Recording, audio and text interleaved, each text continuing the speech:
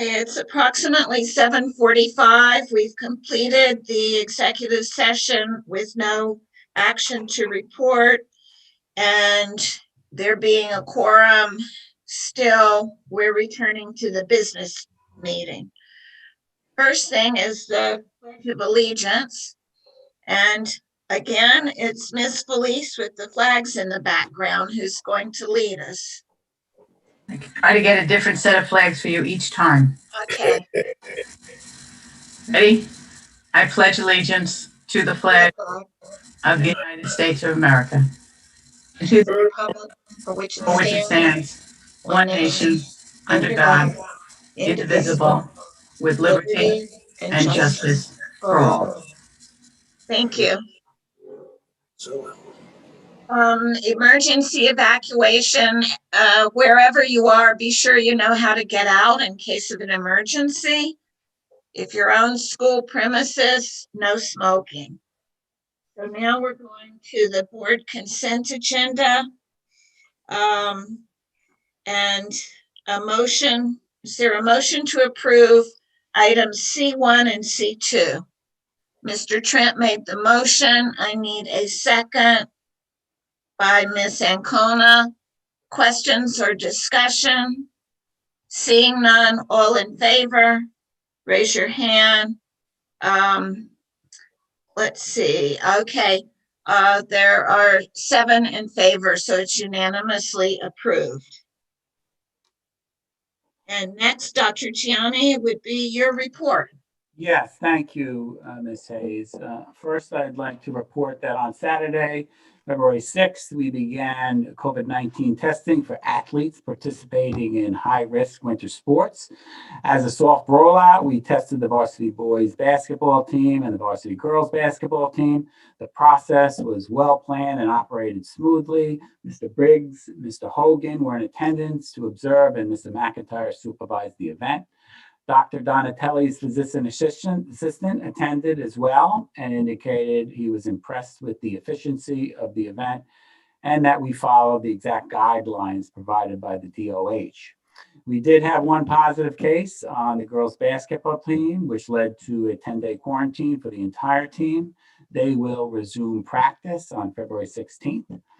Mr. McIntyre has created a testing schedule for each of the teams for the remainder of the season. And I do wish to recognize the collaborative effort of Mr. McIntyre, our district nurses, Randy Miller, our responders, Mrs. Driscoll and Mrs. Mulligan, the high school custodial staff, Ms. Carson, Mr. Hogan, and Mr. Briggs. This team of people clearly did a great job creating a safe and efficient testing center for our students. So thank you to all. If I might add, the varsity boys just won their first game. Congratulations, varsity boys. Dr. Gianni, one question there. Did our coaches take advantage of the testing? Oh, they have to. Yeah, they're required. Yeah, they're part of it. Next item is live streaming. Our technology department's in the process of setting up a YouTube channel for our athletic department so that we can live stream our home games. We will be ready to live stream for Friday's JV and varsity basketball games.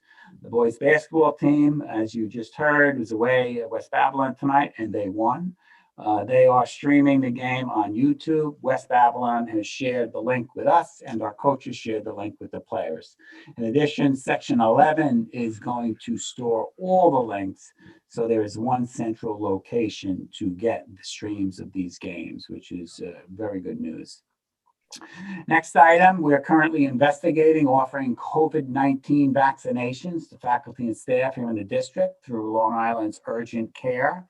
Unfortunately, until the county's vaccination allocation increases, it's going to take some time before we can make that happen. We currently have about 168 employees that have indicated they're interested in receiving the vaccine. The county is also collaborating with Suffolk schools and is planning to offer vaccinations to all Suffolk County special education teachers, TAs, and aides. This is next Thursday through Saturday. We're in the process of determining who of our folks are interested in participating in that program. I anticipate having those names by tomorrow when we will indicate so to the county. And then finally, for the community's information, as of today, we have 81 faculty or staff and 187 student COVID-19 positive cases reported to the district. Also, as of today, we currently have 18 faculty or staff and 87 students in quarantine as a result of close contact. And that is all I have in terms of announcement. President Hayes, I turn it over to you. But I have a question for you. So before you do that, Okay. the 18 faculty in quarantine, is that current quarantine or is that quarantine over the entire course? No, those are currently quarantined, those numbers. The COVID positives are over the entire course. The quarantine is current. Okay, thank you. You're welcome.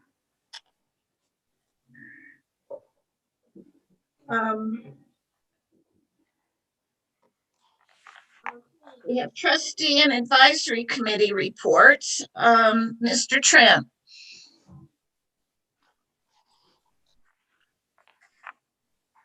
So on January 28th, I, along with some other school officials, met with Alex Wick, who is the new senator from the 3rd Senatorial District of New York. We talked about state aid and getting our fair share from Albany. I also talked a little bit about social equity and systemic racism. So that was a very good discussion we had with her. Yesterday, I attended the Health and Safety Committee meeting. We talked about the building air quality meeting minutes. It was mentioned that air purifiers in the rooms, well, it was suggested that the district look into getting air purifiers in rooms with no windows. And I think that's a good idea. This is something that Mr. Clements said that he will look into. But I would like this to be looked into all of the buildings and I guess some form of report put together and brought back to the committee. The committee also talked about rolling out our testing of athletes. The process is going well and administration is covering all of their bases. So that's also a good thing. I also asked in that committee meeting, how often are the desk sneeze guards cleaned? And Mr. Clemens stated that they're cleaned every day as a process of their regular cleaning. Last week, I visited a couple of schools and I noticed all of the walkways in the areas of traffic were cleared of snow and ice. So shout out to our maintenance staff. You know, they did a great job and I wanted to let them know that I appreciate them. And that's all I have for my report. Thank you. Mr. Parker.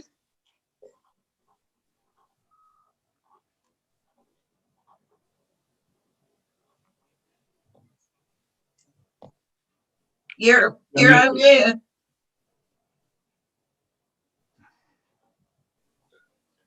Oh, okay. We had a meeting with finance last week, and I'm going to defer my comments to Ms. Acosta. She is going to present our budget for the past year. So there's nothing I can say to enhance what she's done. It's a great job, by the way. Thank you. Thank you. Ms. Aruda.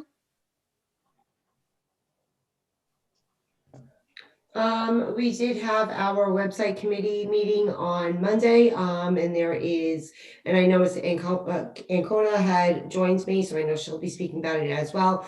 A lot of wonderful input as to the direction in which our website will go into. So I'm excited about the changes that will happen with that. And we're seeing small ones now. To echo Mr. Trent, a huge thank you to our buildings and grounds and custodial staff that has worked tirelessly over the past few snowstorms, and it looks like more, to keep our buildings and our walkways safe.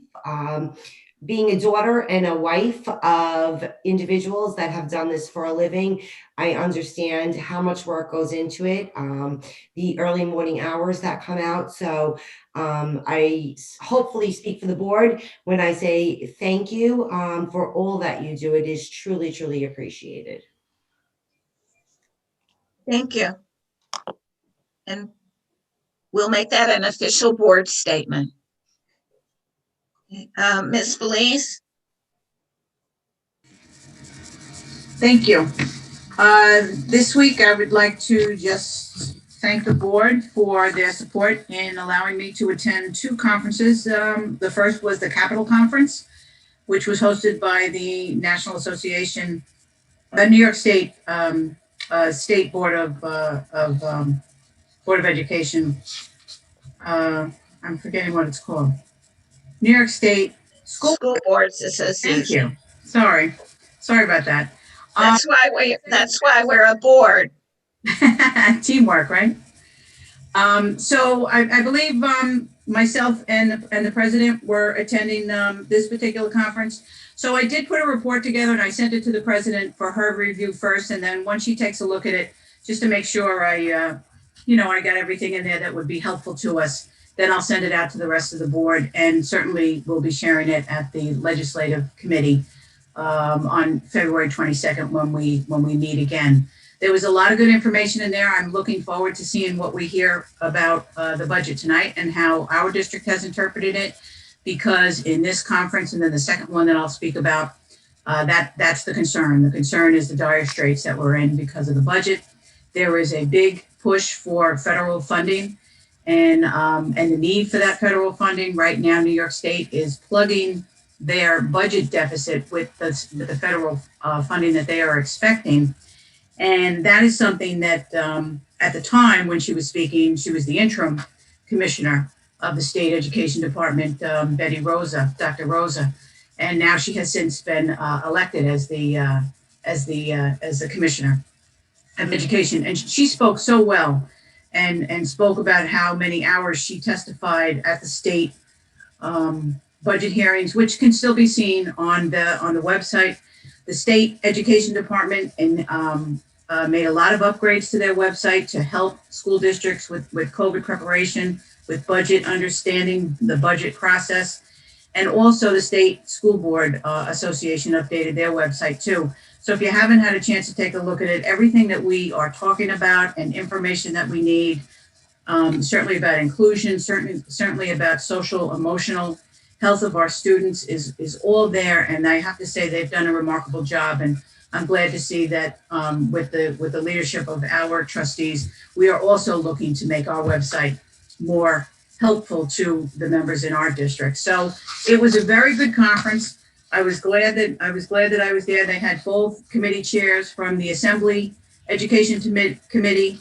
That's Assemblyman Michael Benedetto, and then also the Senate chair of the Education Committee, which is Shelley Mayer.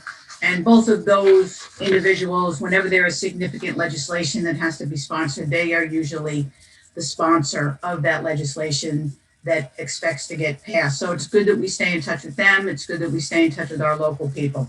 So that was conference number 1. Conference number 2 was the 17th annual regional legislative workshop, which we have attended in person at Longwood School District for the last many years. And this was more on a local level and where we had our local representatives with us. I don't know who else attended because I was told when they opened, there was over 200 people on the call, but we weren't given a list of who was there. So I'm not sure which one of us was there. But again, they spoke favorably about the upgrades to the websites, and also about how this New York State budget presented by the governor is going to be one of the most difficult to interpret because there is so many add-ons that are commingled in the overall educational budget. And all of the legislators were pretty much in agreement, regardless of what side of the aisle they were from, but they were pretty much in agreement that those issues should not be commingled in the education budget. And in fact, they went so far as to say they wouldn't vote for the budget if those items remained in the education budget. So it remains to be seen just how this budget cycle is going to play out this year. So I'm just going to say who was there, which legislators were there, because they took time out of their day. So I think they deserve recognition for that. And the only thing that was different in this conference than the Capitol Conference, the Capitol Conference, much like we are talking about inclusion and diversity and creating diversity in the classroom, that was also at the forefront of the Capitol Conference that was on Wednesday. The one on Saturday, it was noticeably absent, the diversity in the panel. That is something, because we have been so cognizant of it in South Country, that it was very noticeable to me. Our elected officials, there was no diversity in our elected officials. And of all the people presenting, out of the 20 people presenting, there were only 2 people of color that were presenting. So that would be my critique of that particular conference.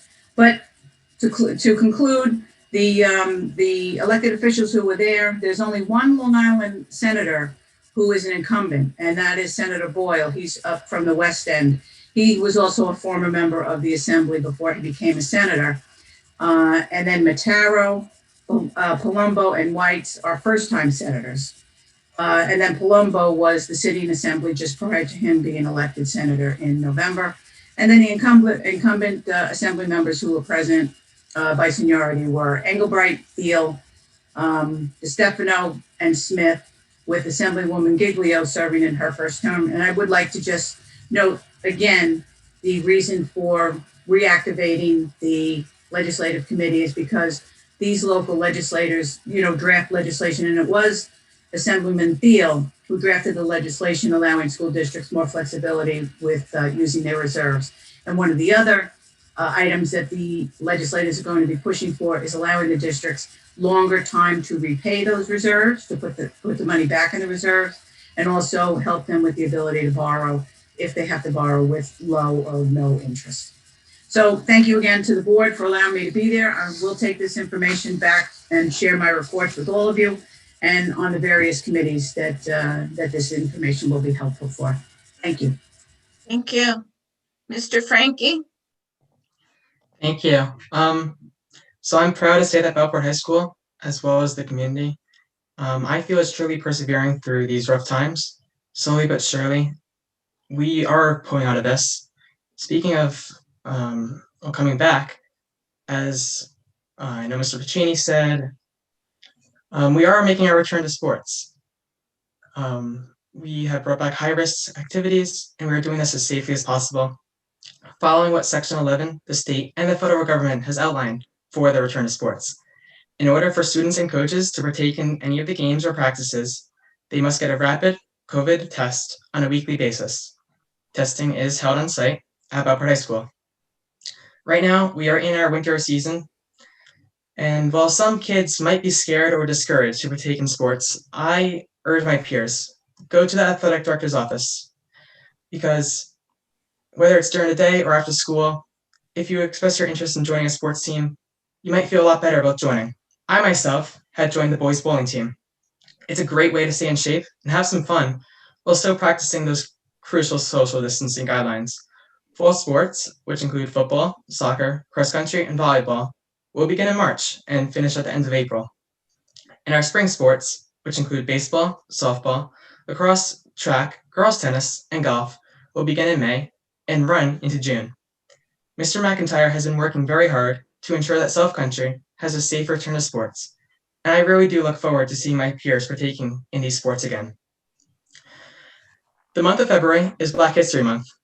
During this month, we celebrate and recognize the contributions and achievements of Black Americans, as well as present opportunities for people to learn about the effects of social injustice of our community. Every Wednesday, Bellport High School welcomes a new guest speaker for a town hall Q&A session. On February 2nd, the Q&A was with Go Mosby, an assistant district attorney in Manhattan, who is an alumni of Bellport. And last Friday, we had a school-wide virtual assembly with Mateo Ascaripor who is a Beaufort grad and wrote the book Black Buck, which is a New York Times bestselling novel. It's truly enlightening to hear the stories of how they went from Beaufort High School on to doing great things in the world. At the end of February, Beaufort High School will be dedicating a plaque to Congressman John Lewis, who was a key civil rights activist from Georgia. He visited Beaufort High School on numerous occasions throughout his lifetime, before sadly passing away in July of 2020. He was 80 years old. More details and invitations will be sent out on a later date on this. And that is it for me. Thank you. Thank you. Ms. Ancona? Thank you, Jack, for sharing all that information. So I had the website committee meeting this week, and like Mrs. Aruda said, it's very positive. We've already, started with our current website, and we're looking to explore other options. So it's really exciting when you see the samples of what we can have and how user-friendly they are and how easy it is to find information. It's really about the content that's on there that keeps it so clear and concise. And that's what's really important, is to make sure the correct contact is in the correct place. And I just wanted to also praise Bellport High School for their conferences last night. It was wonderful and beautiful, and the connection was great, and the teachers really stuck to the schedule. During that time, I did thank every single teacher for the hardest year of their life. And I think it's really important that we hear about our children, but we also make that connection with the teachers. So if you could not attend conferences for any reason, please reach out to the teachers. They're really more than willing to speak to you and make sure the kids succeed. And I just really, Mr. Hogan and all the teachers did a great job at last night's parent-teacher conferences. So I thank them. And that's it. Thank you. Mr. Piccini? Thank you. I do have a couple thing. First on the sports, Dr. Gianni, when we have those away games, can we get that link pushed out through social media and on our website for the games, for people to stream those games? I think it would be nice for the community to see, especially since these kids are playing in open gyms. It would be nice if they had a lot of views on YouTube. I did miss the Buildings and Finance Committee meeting last week, but I did attend the Health and Safety Committee meeting.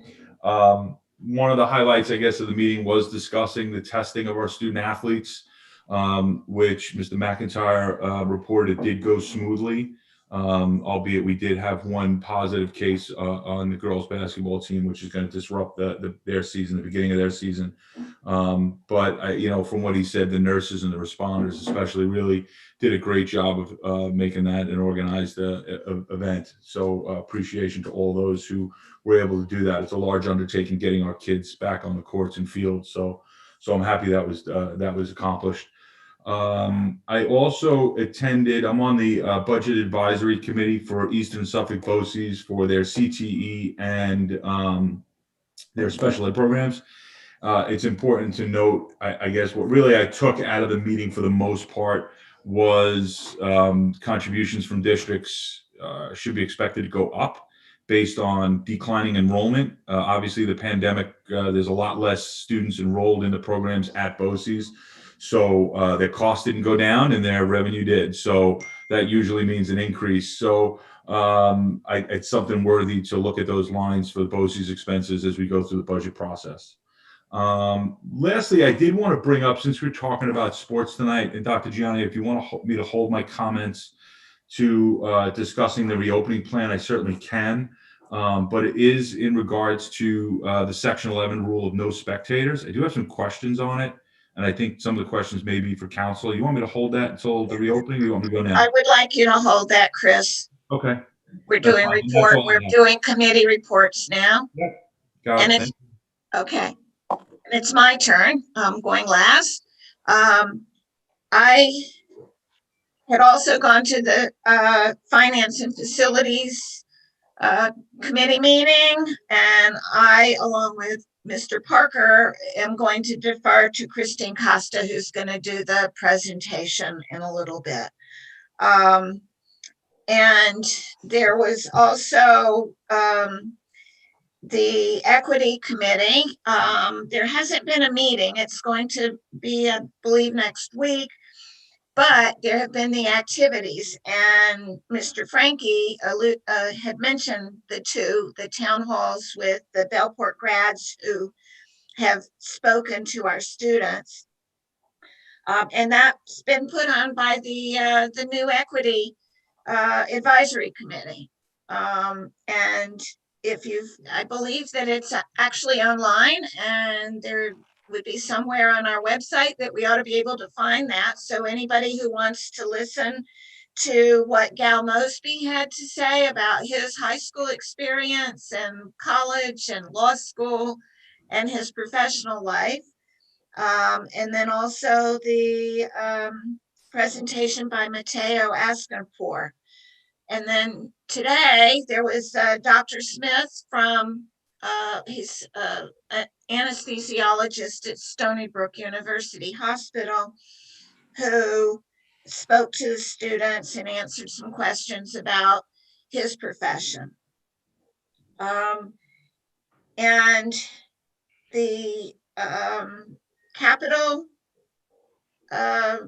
seminar that Miss Felice attended, I also attended, and I'm again deferring the financial budgetary discussion to Christine Costa, who is so adept at discussing these things, and deferring back to Miss Felice about the legislative suggestions that were being made in the later part of that session. So I think we're next to the public commentary. And I think, Sarah, I believe we do have a public comment. Under our guidelines, any communications from the public are limited to 3 minutes, but I believe there is a letter that is going to be read tonight. Yes. Okay. Okay, so this email was received from a community member, Tracy Gronenthal. Dear Dr. Gianni and members of the board, I am a parent in the district with 3 sons currently in the 5th, 8th, and 11th grades. I also had a son graduate from the high school in June of 2020. I am also a family court probation officer in Suffolk County. I have served families in the South Country community for over 20 years. Additionally, I work with families in over 25 different school districts across Suffolk County, and I see some good things happening in several districts, and I see very bad things happening in others when it comes to the handling of COVID-19 in schools. I am saddened to say that with the exception of my son's insanely awesome high school graduation last June, that is where I stopped being impressed with South Country. Although I am happier that we finally have kids back in school 4 days a week, it really shouldn't be the end game. Being that my 8th grader only returned to in-person learning about 2 weeks ago, I still think we have done a great disservice to the students in the community. I have been silent so far this school year. I have watched board meetings play out with ridiculous arguing, and I have allowed the loud parents to rant and threaten and carry on. And I tried to let the system work, but now I am done. I see no value in keeping these kids home on Wednesdays. My children are well supervised. I don't need the school to babysit my kids, and they are all maintaining excellent grade point averages. Their mental health is strong, their physical health is strong, and I still believe that they need to be in school 5 days a week. Wednesday is a waste of a day. My 5th grader has his live calls throughout the day, not the same as in-person learning. My 11th grader seems to have some studying to do, not the same as in-person learning. But my 8th grader has almost nothing to do. He is in honors math and science and maintains a 99.27 GPA for 2nd quarter. That is rare for a kid to maintain that average, having been hybrid this long. Yet I am still worried that he is picking up bad habits, even with me being on top of things. Please tell me how kids with no parent oversight are faring. I listened to one meeting and heard a board member say my kids are doing fine in regards to remote learning. I cringed when she said that. The person had no right being a board member if she is not only concerned about her own children. She also made a derogatory comment about the parents who allow their children to hang out in Belport Village unsupervised on Wednesdays. Although I don't disagree that parents should be able to keep their children from just hanging out, they also brought children into the world believing that they would be in school on most Wednesdays from September to June. And the fact that we are now entering February of a new school year post-pandemic and they still don't have a school to attend is quite perplexing, especially when other districts are doing it. These kids are all going to be blind by the time they are 30 and no one seems to care. Teachers are having them look at the screen when they are in the classroom so they don't touch anything, or pre-recording their lessons for who knows what reason. What the hell is going on? Who gives a damn about these kids? My kids receive all sorts of reasons from their teachers why they are not in school on Wednesdays. They hear, you guys need a mental health day, it's a cleaning day, it's a catch-up day, it's professional development day. All of it is complete BS. My kids can attest that no one is cleaning those disgusting partition boards that you have sitting on their desks. If you ask me, they are more of a germ collector than a germ protector. They literally sound like a petri dish, and it was a genius idea to order them so they are not completely see-through. We are almost at the 1-year mark of the school being shut down abruptly from this pandemic. We have not learned anything that can safely get our kids back in school 5 days a week yet. What am I missing? The damage that is being done to some kids in this community is not going to be undone for over a decade, and you know it. There are children that are unsafe in their own homes, and we are forcing them to be there more often than not. So sad that some board members want to hide behind the keeping our kids and staff safe mantra. COVID-19 should not be the only concern in keeping kids safe. For kids that aren't unsafe in their homes, their future plans are also worth protecting, and that isn't being considered at all. Please get all students that want to be in school 5 days, back in school 5 days a week. I am not minimizing the hard decisions that have had to be made over the past year, but at some point, 1 year into this, we just have to stop quoting guidelines and start using some common sense. When I get the notifications from the district that a remote learner has positive COVID test, I chuckle to myself. Does anyone else see the irony in that? With sincere desperation, Tracey Gronenthal. All right, we're now to items for discussion and action. And I think it's the budget presentation next, isn't it, Dr. Gianni? Madam President, before we move on, Yes. I just have a quick question. Was that the only letter that was being written? We got 2 other emails today that were advocating to keep remote Wednesdays. So those aren't being written? They weren't submitted to the clerk timely, and also neither of them specifically asked to be read into the record. So, you know, I know that all of us are copied on all of that because I make sure that anything that comes in to me, I've copied to the board so we all know what people are saying. Okay, thank you. And, you know, and what was read by our clerk tonight, that was the opinion of the writer. Dr. Gianni, I think, are we next Yeah, up? we're ready to go. Yeah, our first item for discussion this evening is our second in a series of budget presentation. It is the presentation of the tax cap and revenue overview. Making the presentation is Ms. Costa, so I'm going to turn the screen over to Ms. Costa. Ms. Costa, you're on. Thank you, Dr. Gianni, and thank you, Board of Education and the community. I'm going to share my screen.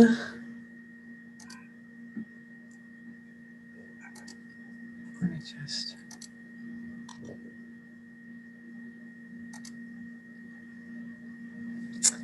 Is the board and the community seeing just the first page of the slide presentation? You are. Okay, great. Well, welcome everybody. This is our second budget presentation, and as Dr. Gianni mentioned, we'll be talking about revenue tonight, and one of the components of revenue is the property tax cap calculation. This year, we developed this budget development calendar to have us meet our milestones as we move through the process. Tonight, we're at the second board meeting, February 10th, where we'll discuss the tax cap calculation, which leads to the tax levy limit amount. And also, that is part of revenues. And as Ms. Felice alluded to, this is a very interesting revenue year as the governor has presented the executive state aid runs, and they have They took a lot of unpacking this year, so we'll be talking about that in detail. So what will we cover today? We're going to cover the tax cap formula. That's an actually codified formula that leads to the tax levy limit. We're actually going to talk about myths surrounding the myths that are surrounding the tax cap that is now in its 10th year. Another revenue item we're going to speak about today is state aid. The governor's proposal was issued on January 19th, and we've spent time going over that, lots of the advocacy groups. And as Ms. Felice mentioned, it has been presented in a format that is very different than the past. So we'll discuss that further. And we're going to talk about other revenues in general. Our revenues are basically made up of three components: the tax levy, state aid, and other revenues. And we're going to touch on all three of those tonight. And at the last meeting, you might remember that we introduced the triangle as the visual representation of the Board of Education priorities. And we're going to continue to look at that as we move through the budget process, as the board priorities result at their foundation in the educational program for the district. But that educational program is supported by expenditures that support that and revenues that support that. And stable educational program and expenditure plan is contingent on revenues that are reliable, recurrent, and responsible. You'll hear me say that as we move through this year, especially in this most unusual year. We must all advocate for revenues that meet these criteria so that the students of today and the students of tomorrow all have a predictable and successful educational experiences. So to start the meeting tonight, we're going to just go over some terminology because there's a lot of terminology. And this just gets us all on the even playing field. The tax cap formula, also referred to as the property tax cap calculation, that's actually codified by law in the formula that we have to follow that comes up to what is referred to as the tax levy limit. It's lots of different words around tax levy, but basically the calculation leads us to what is the tax levy limit. So that calculation results in what the limit would be. And as it says here, the limit is the result of that calculation. And if you stay at or under the limit, you require a majority vote, which is 50% plus one of your voters to pass your budget. You're asking your voters to actually approve your levy when you're actually going out to a budget vote.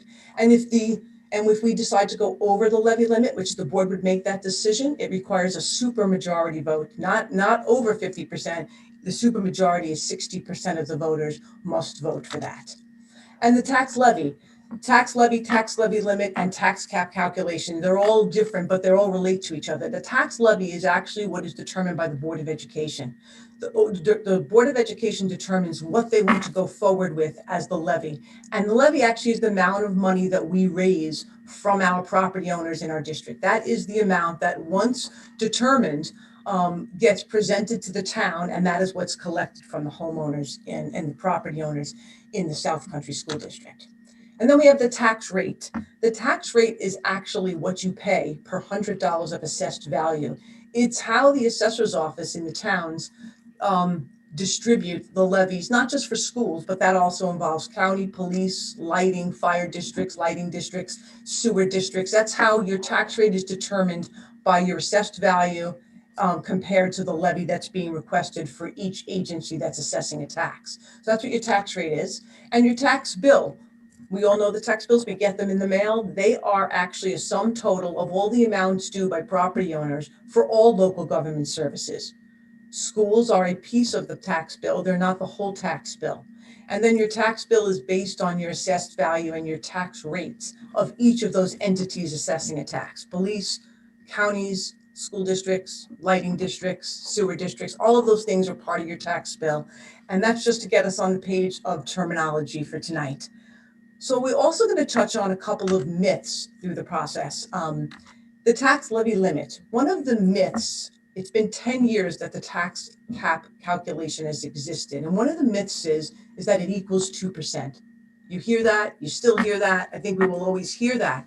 It's actually a complicated 8-step formula. And then after that 8-step formula, there's allowable exclusions that can get layered on top of that formula. And we're going to go into those in detail tonight. An unintended consequence of the legislation for the tax cap calculation is this misnomer that it is 2%. We're actually going to review in detail in the actual myth of the 2% and how that has played out through the last 10 years. So that is a myth, and it actually has not been 2% from the majority of the time that the legislation has existed, and it has been under 2% for 60% of the years. So next myth is property owner tax bills will equal the tax levy increase. And that's actually not true. We, as a board and a community, we determine the tax levy, and that's actually what gets voted on by our voters.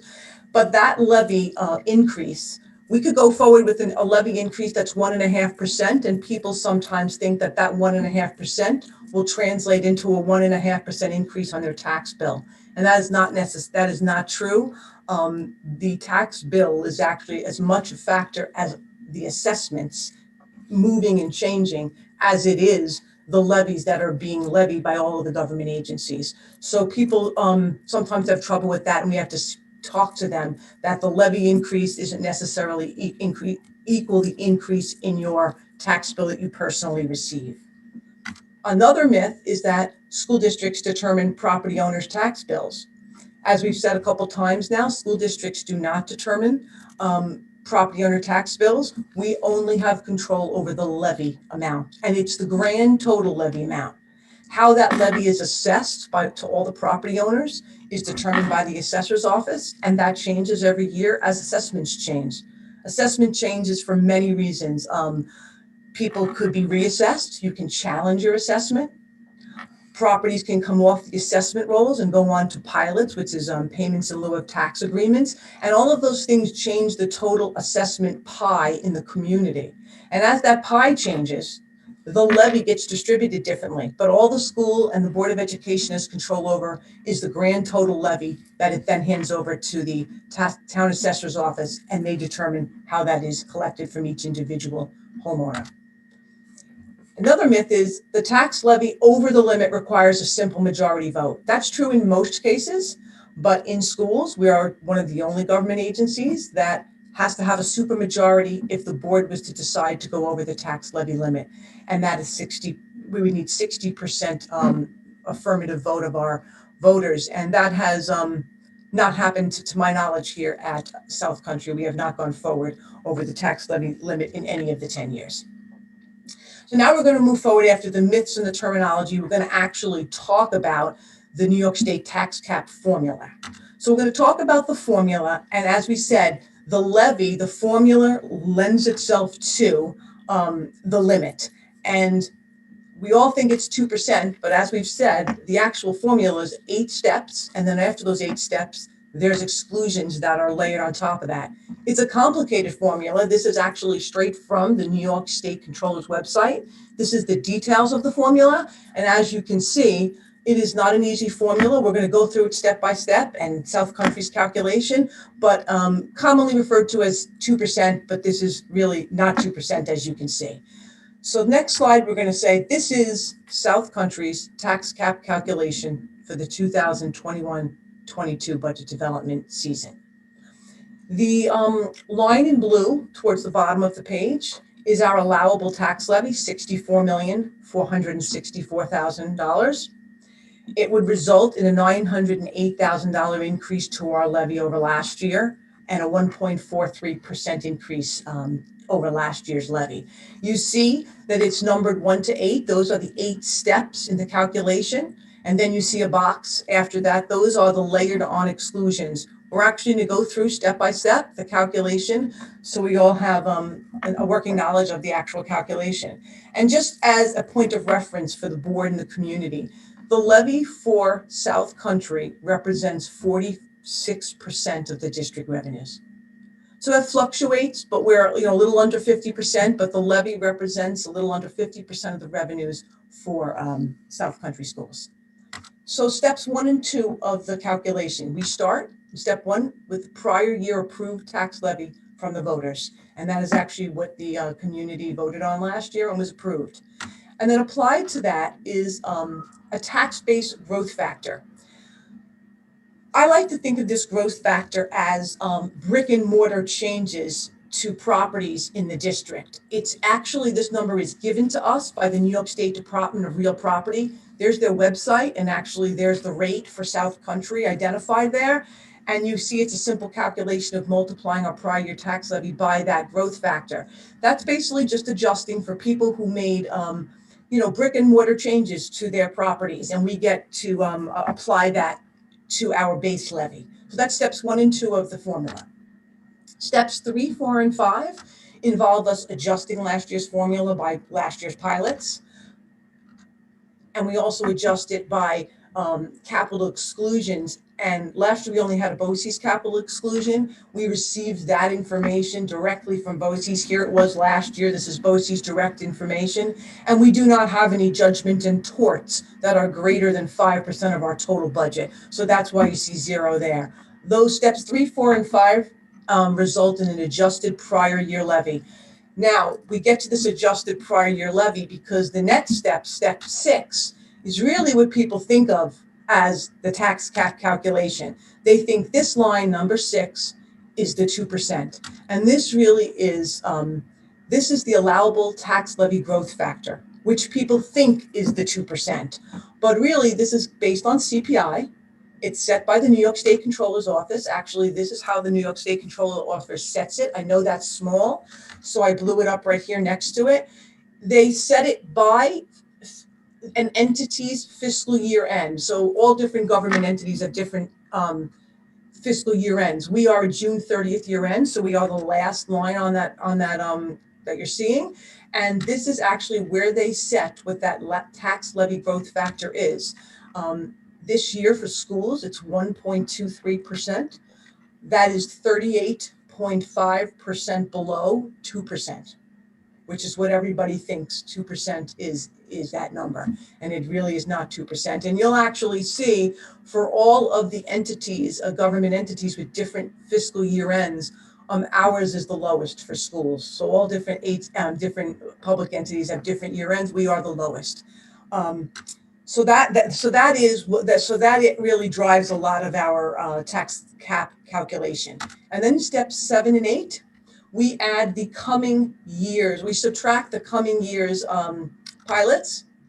It's always an estimate. These are our exact pilots for the district. We actually work closely with the county, the town, and the IDA agencies to get updated agreements. And as of a couple weeks ago, this is an update of all of our pilots staying pretty consistent from last year. Hang on, I'm sorry, I went too fast there. And that ends the 8 steps of the tax cap calculation set by the Controller's Office. But in addition to that, there's a 9th type of step, but it's really not identified by the Controller's Office. It's codified. That 9th step is exclusions that you can add on. And what they really represent is 2 categories.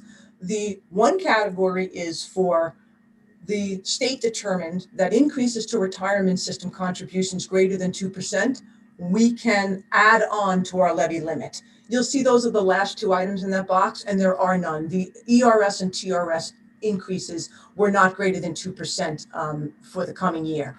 But we also get to add on to it prior items that our public has voted on. Capital bond work, if we had a tort greater than 5% or a settlement on a case greater than 5% of our budget, we can just add that onto our levy. We don't have any capital numbers to lay on for the district, but we have the BOCES component district capital levy that we layer on top. Again, that number comes directly from BOCES every year. This is their bond payments that they're making, and those costs push back out to the component districts. So we get to add that onto our levy. So the 8 steps plus the exclusions equal $64,464,000, which is our maximum allowable tax levy for 21-22. And again, that's $908,000 increase, 1.43% over the prior year. Now, as Ms. Felice was alluding, as we were talking earlier, of all years, this is a year we're going to continue to talk about advocacy and, and getting the word out. One of the one of the items that are being discussed and have been discussed over 10 years, but particularly this year with the pandemic, is that step 6 of the calculation, the allowable tax levy growth factor. So I thought it'd be important for us to look at the history of the 2%, that step 6 of the calculation, which drives so much of the calculation. Now, it was written that it was inflation or 2%, whichever is lower. That's how the legislation was written. And most of the professional groups believe that was a unfortunate consequence of the legislation. And now we can look back 10 years and know that we know it was an unintended consequence of the legislation. In the past 10 years, 6 of those 10 years, the tax levy growth factor has been below 2%. And those numbers you're going to see were, can be significant. So we're now going to look at our calculation if that line 6 was 2%. So for the district, this is our calculation. We just went over each of the steps. But now we're going to look at it if step 6 was 2%. And if step 6 was 2%, our maximum allowable levy would be $65,014,000. And that actually would have been an increase of $1.4 million for the district, or a 2.29% increase. That's a difference of almost $550,000 for the district. That's a significant difference. Remember, we talked about we have to continue to advocate for reliable and recurrent revenue that we can predict. And these are all things that are important. And to add to that, the prior slide that we looked at showed 6 out of the 10 years we were below 2%. I did a quick calculation, and if 2% was the floor instead of the ceiling, which is what public finance officials like myself are advocating strongly for, if it was the floor and not the ceiling like it is now, South Country would have a levy that's approximately $3 million higher than it is today. And that would be recurrent, reliable revenue to build programs on. So that's just so that we all can speak when we get the opportunities to talk to people in power and who can effectuate change. We all can understand that these changes are real, and they would have, and a levy is built upon every year. It would have a permanent and lasting impact. So, but here is where we are right now. So this is really what the legislation is. This is where the district is. As we build our budget, $64,464,000 is our maximum allowable levy for 21-22. So that is, we just spoke about approximately 46% of the revenue sources in the district. They come from this calculation. And now we're going to move forward and unpack the executive state aid proposal, which is Governor Cuomo's state aid proposal. This was the most unusual year. And the reason it was the most unusual year is we are talking about him unrolling out his 21-22 state aid proposal, but we still don't have a finalization of where our 2021 school year state aid is going to come in. We're sitting halfway through the school year, and up until a week or two, it was questionable. Actually, there's still some items on the table that are questionable for this year's budget that we are halfway through in a pandemic. So just to backtrack to make sure we're all on the same page, last year when the executive budget was rolled out in January, it was before the closure in March for schools in the pandemic. By the time the legislature approved the budget, which they did on March 30th last year, it was very early. Obviously, schools were just remote, and then it was it was the beginning of the pandemic. There was language written into that legislation that allowed for Governor Cuomo and the Division of the Budget to subsequently propose state aid reductions to education if certain milestones were not met. So that left everybody up in the air. What really were our revenues for the 2021 school year? Well, we can pretty much say that we started the school year. We can now say this is what happened. We started the school year from July with the governor withholding 20% from all aid payments that the district received. And those 20% withholdings, there were grumblings and talkings that those were going to turn into permanent reductions. and that the legislation that was passed would have allowed that to happen and move forward. At that point, 20% reductions for our district was over $11 million. For any district in the state of New York, South Country, or any district, those cuts would have been catastrophic to education. So we waited and we waited and we heard nothing. And then the governor released his 21-22 aid proposal on January 19th. And he included language in that proposal recommending a 5% state aid reduction for 2021. This was the first word we were getting of what might be our state aid for 2021. So the language was introduced, and this was the language summarized by the Assembly. They were summarizing the governor's plan, and in that it says that 5% will be the reduction. So we had some guidance. That 5% reduction would have been $2.8 million to South Country School District. Again, very bad news indeed. And as this came out days after January 19th. Within 2 weeks of this coming out, on February 1st, just a couple of days ago, SED posted an announcement on their website, which began a lot of talk among school districts. This is the exact posting of the announcement. While the announcement is not crystal clear, I know how I would like to see it written, it is being interpreted by all of the agencies out there that there will not be a 5% reduction in state aid. From January 19th to February 1st, there has been a change, and that is what we are moving forward with as a district.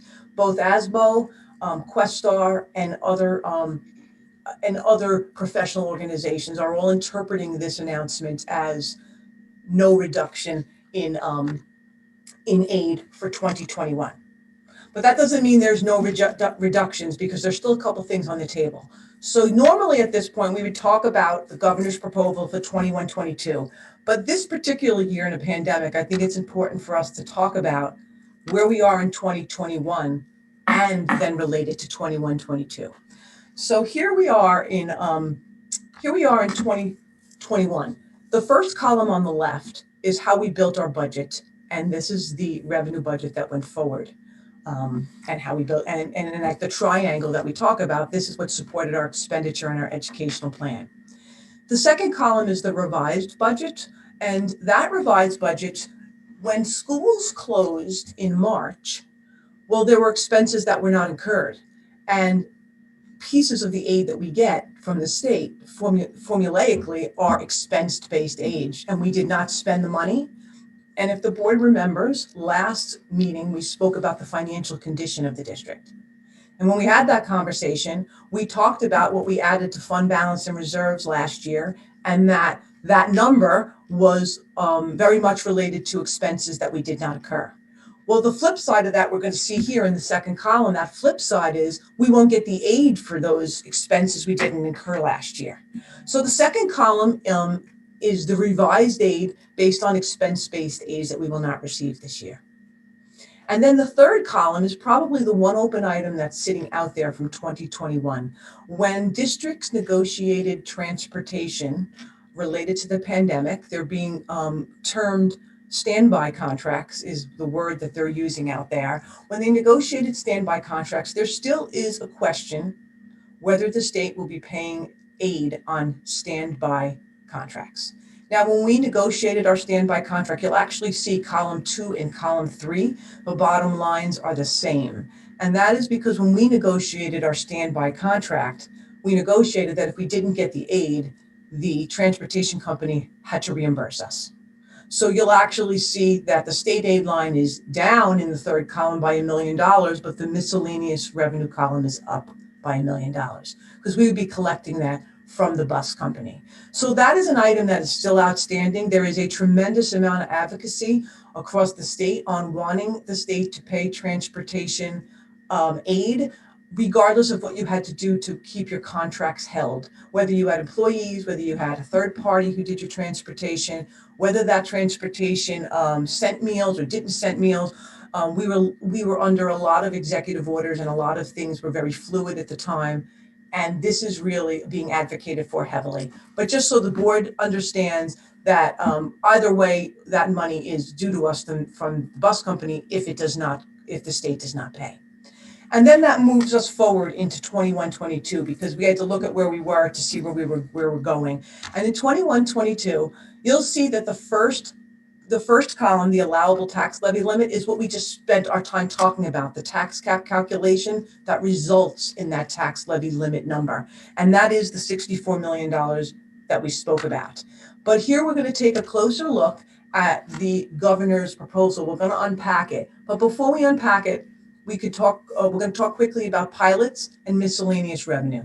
Pilots, you'll see, are pretty much consistent next year to last year. So we don't see a big change in pilots, but we do see a change of about $1.9 million in our miscellaneous revenue estimates for 21-22 compared to 2021.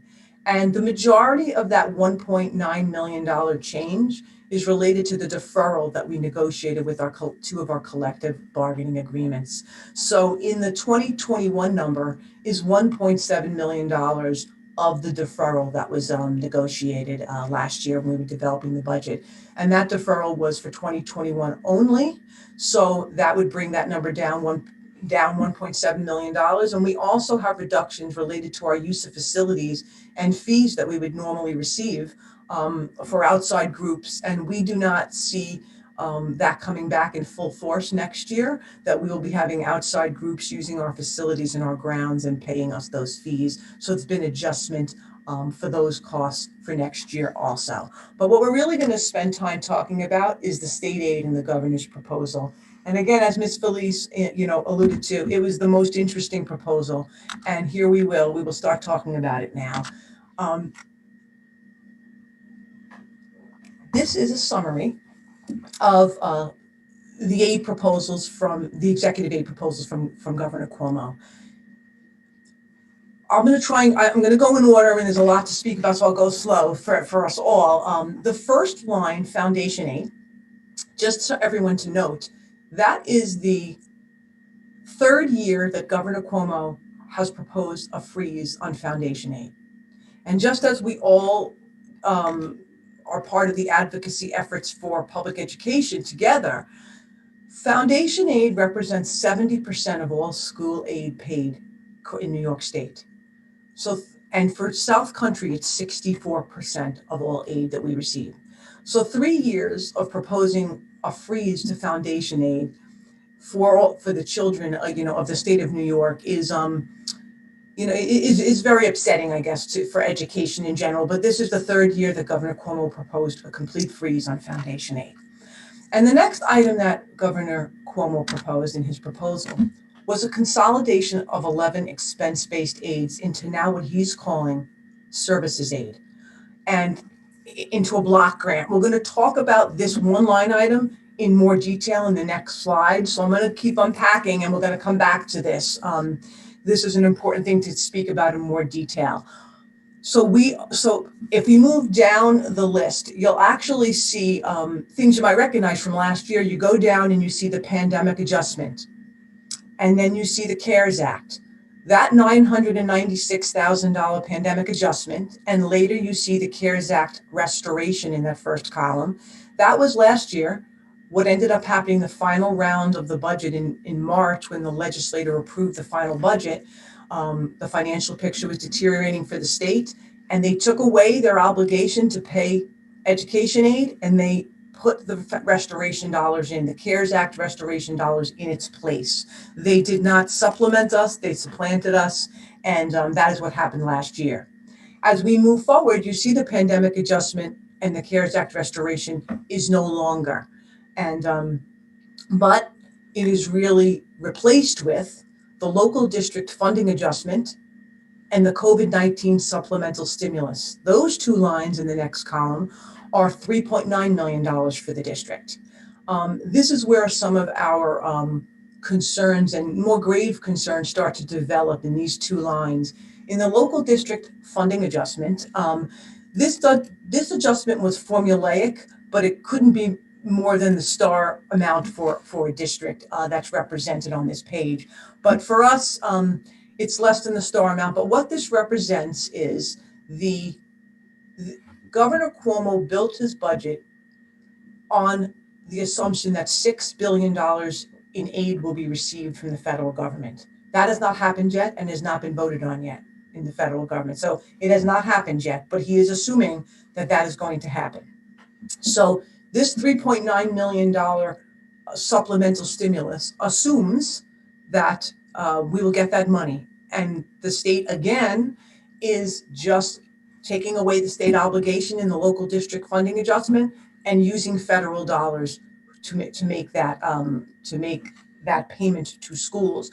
And this is where the funding cliff develops, right here in this one action. This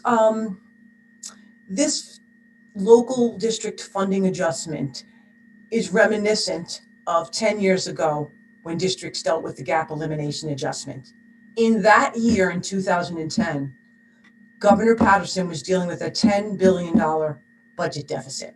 This year, Governor Cuomo is dealing with a $15 billion budget deficit. Just for perspective, that gap elimination adjustment took 5 years to recover from. And in total, and I mean recover, like where we were back to where we were from 5 years earlier. And during those 5 years, school districts across the state were out $8.6 billion in education aid in all those years that it took to recover those monies, because those monies were forever lost. You didn't get them in year 1, you didn't get them in year 2, you didn't get them in year 3, 4, maybe in year 5 you were restored, but you never got them in the other years. So just as a perspective, this is unfortunately has a lot of concern of, is this going to be the gap elimination adjustment 2.0 as we go forward? So, and here we are with a new introduction into the governor's budget, which is STAR. STAR took a while for us all to unpack. The first thing to say about the STAR representation on the governor's proposal is that STAR is in no form education aid, just so that we all advocate for that. It is not education aid. It is a commitment or an agreement between homeowners and the state to pay, to pay directly homeowners' tax bills for school aid. So why is it here? So this is what, after it's all been unpacked, this is what it is. It's being represented as a backdoor way to cut state support to public schools. And here's how it would work. The exemption amount would still be reduced on a taxpayer's bill. So I'm going to use an example at the end, but the funding cut would only be offloaded to school districts. So in an example, if you personally have $1,000 STAR, you get $1,000 off of your tax bill for STAR exemption. You will still get the $1,000 exemption for STAR. But as it's being proposed by the governor, school districts will only get 80 cents on the dollar for that, or some formula, 90 cents on the dollar. So what that becomes is a direct cut in school aid to the schools. You as the individual homeowner still get the $1,000, but the school doesn't get the $1,000, which is where the $1,000 always went. The state was paying your school piece directly to the school. So now what they're doing is they're saying, we'll still give it to you, but we won't give it to the school. We'll give it to you, but we won't give it to them. So it is a backdoor way to cut school aid. And why is this so troublesome?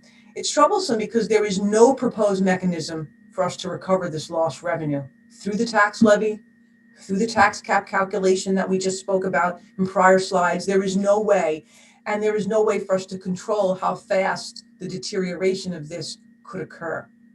Districts would be forced to absorb the state's cuts in STAR funding with really it doesn't even sit in the education funding legislation at all. So it's really troublesome for schools that this is where we're going. For our district, in this example, this has a $241,000 impact to us. And it really, while we say it's not state aid, and it's not, it would have an impact to us if this proposal went through, in that we would start seeing, we would not be getting all the STAR money that our homeowners are getting exemptions for. Now, just because everyone lives in the community, I would add another piece around STAR, in addition to what's happening as the relationship of STAR to schools and school aid. The governor's proposing to eliminate the ability to age up into the enhanced STAR program. That this is just for information purposes. Homeowners, you'd only be able to qualify for enhanced STAR when you reach a certain age now, is if you signed up for the credit-based program. Currently, the program you have now is a direct payment program, comes right off your tax bill, and you don't lay out any money. There is a credit program that's been on the table for a couple of years now, and if you buy a home new and you are a new homeowner, the only way you can get STAR currently is to participate in the credit program. There is no more the way we all see STAR, the way we're getting it. So what would happen is the governor's trying to force people into the credit program. And what he's saying is there's no more way to age into the enhanced STAR program in his proposal. The only way you could maybe get enhanced STAR is if you sign up for the credit program. And what does that mean to homeowners? That means that they're effectively having to lay out the money for their full tax bill and then hope to get a check later on. So it's a complete out-of-pocket expense. And many people who are in this category are not people that have, they're on fixed incomes and income is an issue. So that's just a piece of information for the board and the community on how STAR is being played out in school aid and what's being proposed for STAR in general. So where are we with the governor's proposal? The item in green, the $2.7 million negative number, is really an item of concern for the district because this is what we view as the funding cliff. The federal money given termed in that last line, federal COVID-19 supplemental stimulus, was given by the feds with 3 years to use the money. Governor Cuomo is using 100% of the money in 1 year. So we're all talking and trying to advocate that this is the funding clip. What happens after 21-22 when there is no more $3.9 million from the federal government? Where does that money come from? So as we all talk, these are grave concerns. These numbers run the gamut across school districts, but this is the picture. But as we build our budget this year, the item highlighted in yellow, it really represents what state aid looks like and how we build our budget. State aid does not include STAR, and we always adjust it for pre-K because pre-K has never been included in general fund aid. Pre-K is a grant program that is required to be recorded in the grant fund for the district. So $56,278,000 represents a $200,000 increase over the prior, over 2021 aid. And it's a 0.36% increase, and that is what we are budgeting for next year's aid. So now I'm going to backtrack. We started off the second line of the slide was Governor Cuomo proposing to consolidate 11 expense-based aids into this services aid. Now we're going to move forward and we're going to talk about that service aid and what he's proposing there. So in the service aid component, this is a summary of what's happening with the service aid. The service aid represents 11 formulaic expense-based aids. So you see what they represent: transportation, BOCES, textbook, software, library, hardware, high tax aid. All of these aids are what he tried this last year. It's a little different this year, a different name and a little bit different. What he's proposing this year is, again, to make these be a block grant and to consolidate these into what's called a service aid, a new term called service aid. But the twist from last year to this year, which makes this even more concerning to public schools and the ability to have reliable revenue to build reliable programs for our students, is that this block grant would be frozen for all time after this. So what's happening here is you'll see that our district fared pretty well.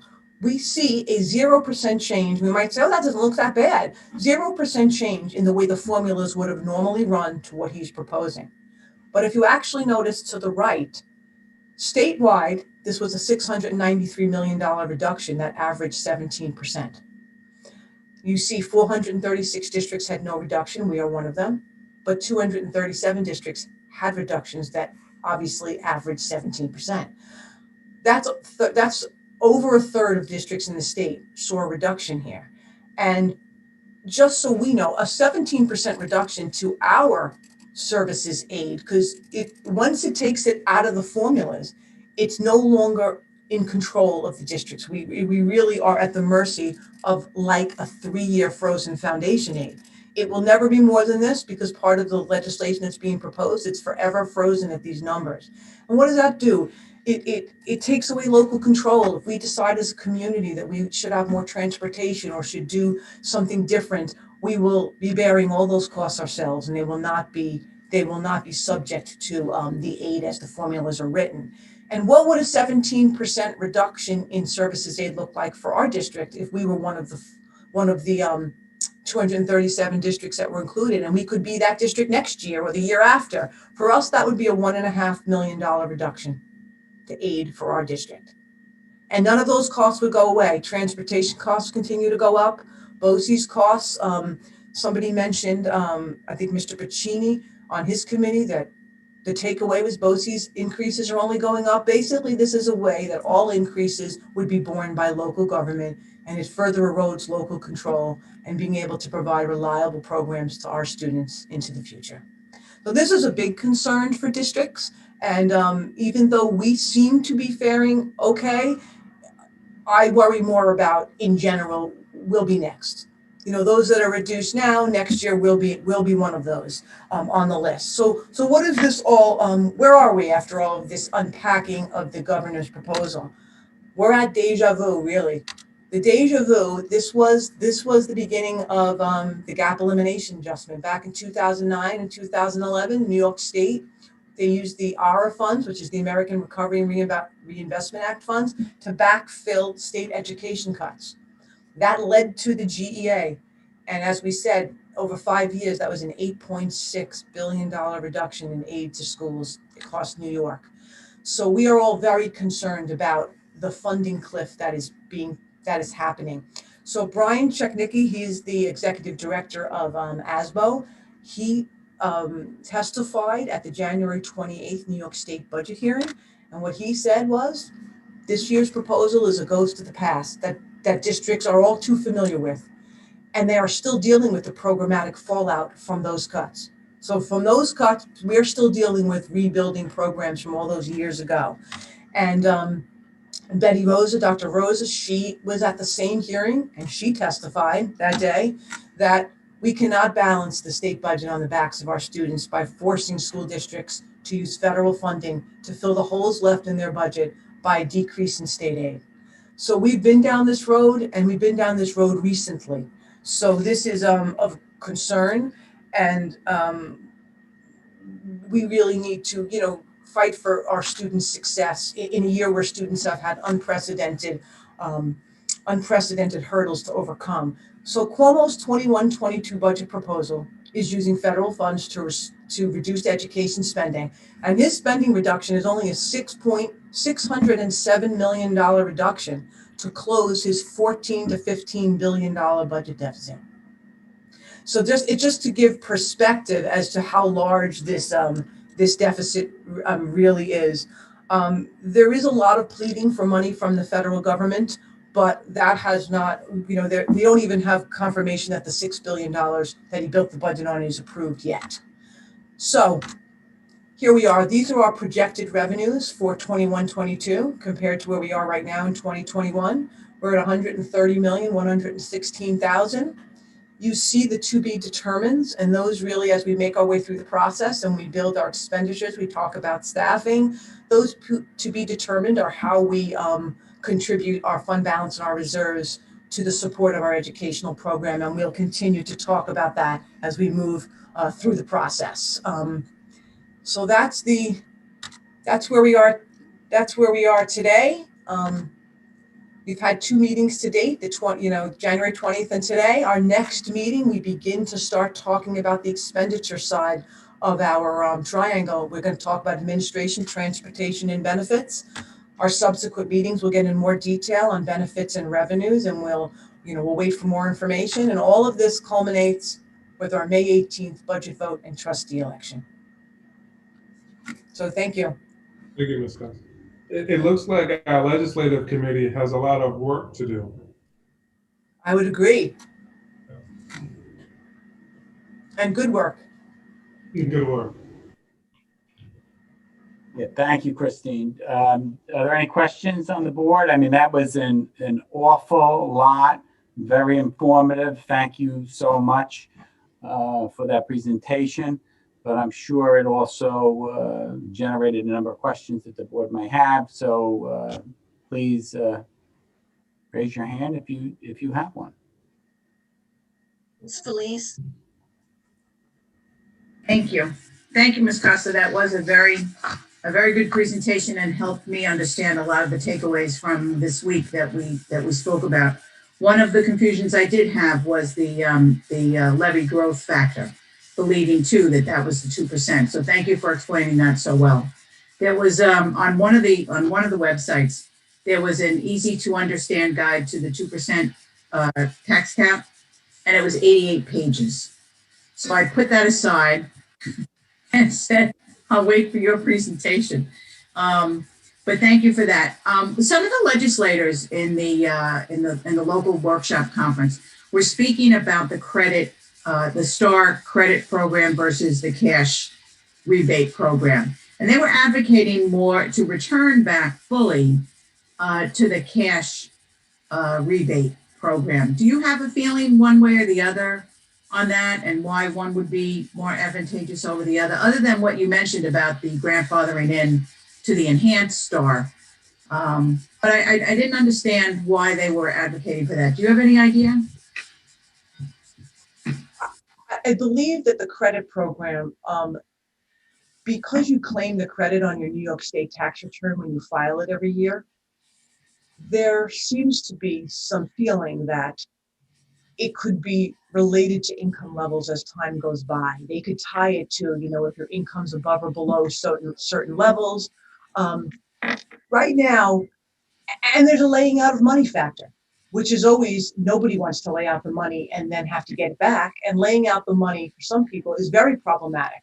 Enhanced STAR qualifications are for people who are usually in fixed income buckets. So I'm not, the STAR was the hardest thing for our group to unpack, just because it's being introduced with a lot of arms and legs and integrating it both into the local homeowners and into school aid, and it's taking on a lot of traction.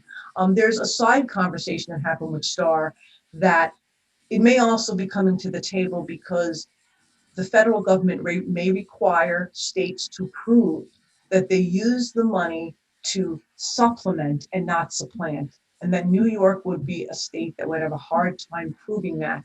So bringing STAR into the equation in different formats may be able to show that it is somehow related to education aid. And so far that hasn't been able to be proven, Ms. Felice, but there is a conversation that could be part of this whole pie too. I don't know that for a fact, but it's clearly being introduced, and and I have concern about STAR in general, how much it directly impacts property owners. Yeah, it was interesting that the formula that you mentioned about if you were getting 1,000 and then a percentage of that wasn't going to the schools, that was never discussed in any of these conferences this particular week. So I'm glad you pointed that out. Also, one of the other speakers at the Longwood workshop was Dr.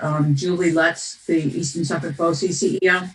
And she was speaking, as did Dr. Rosa, about the stimulus money really should be put into an investment into our education and not used for year-round expenses.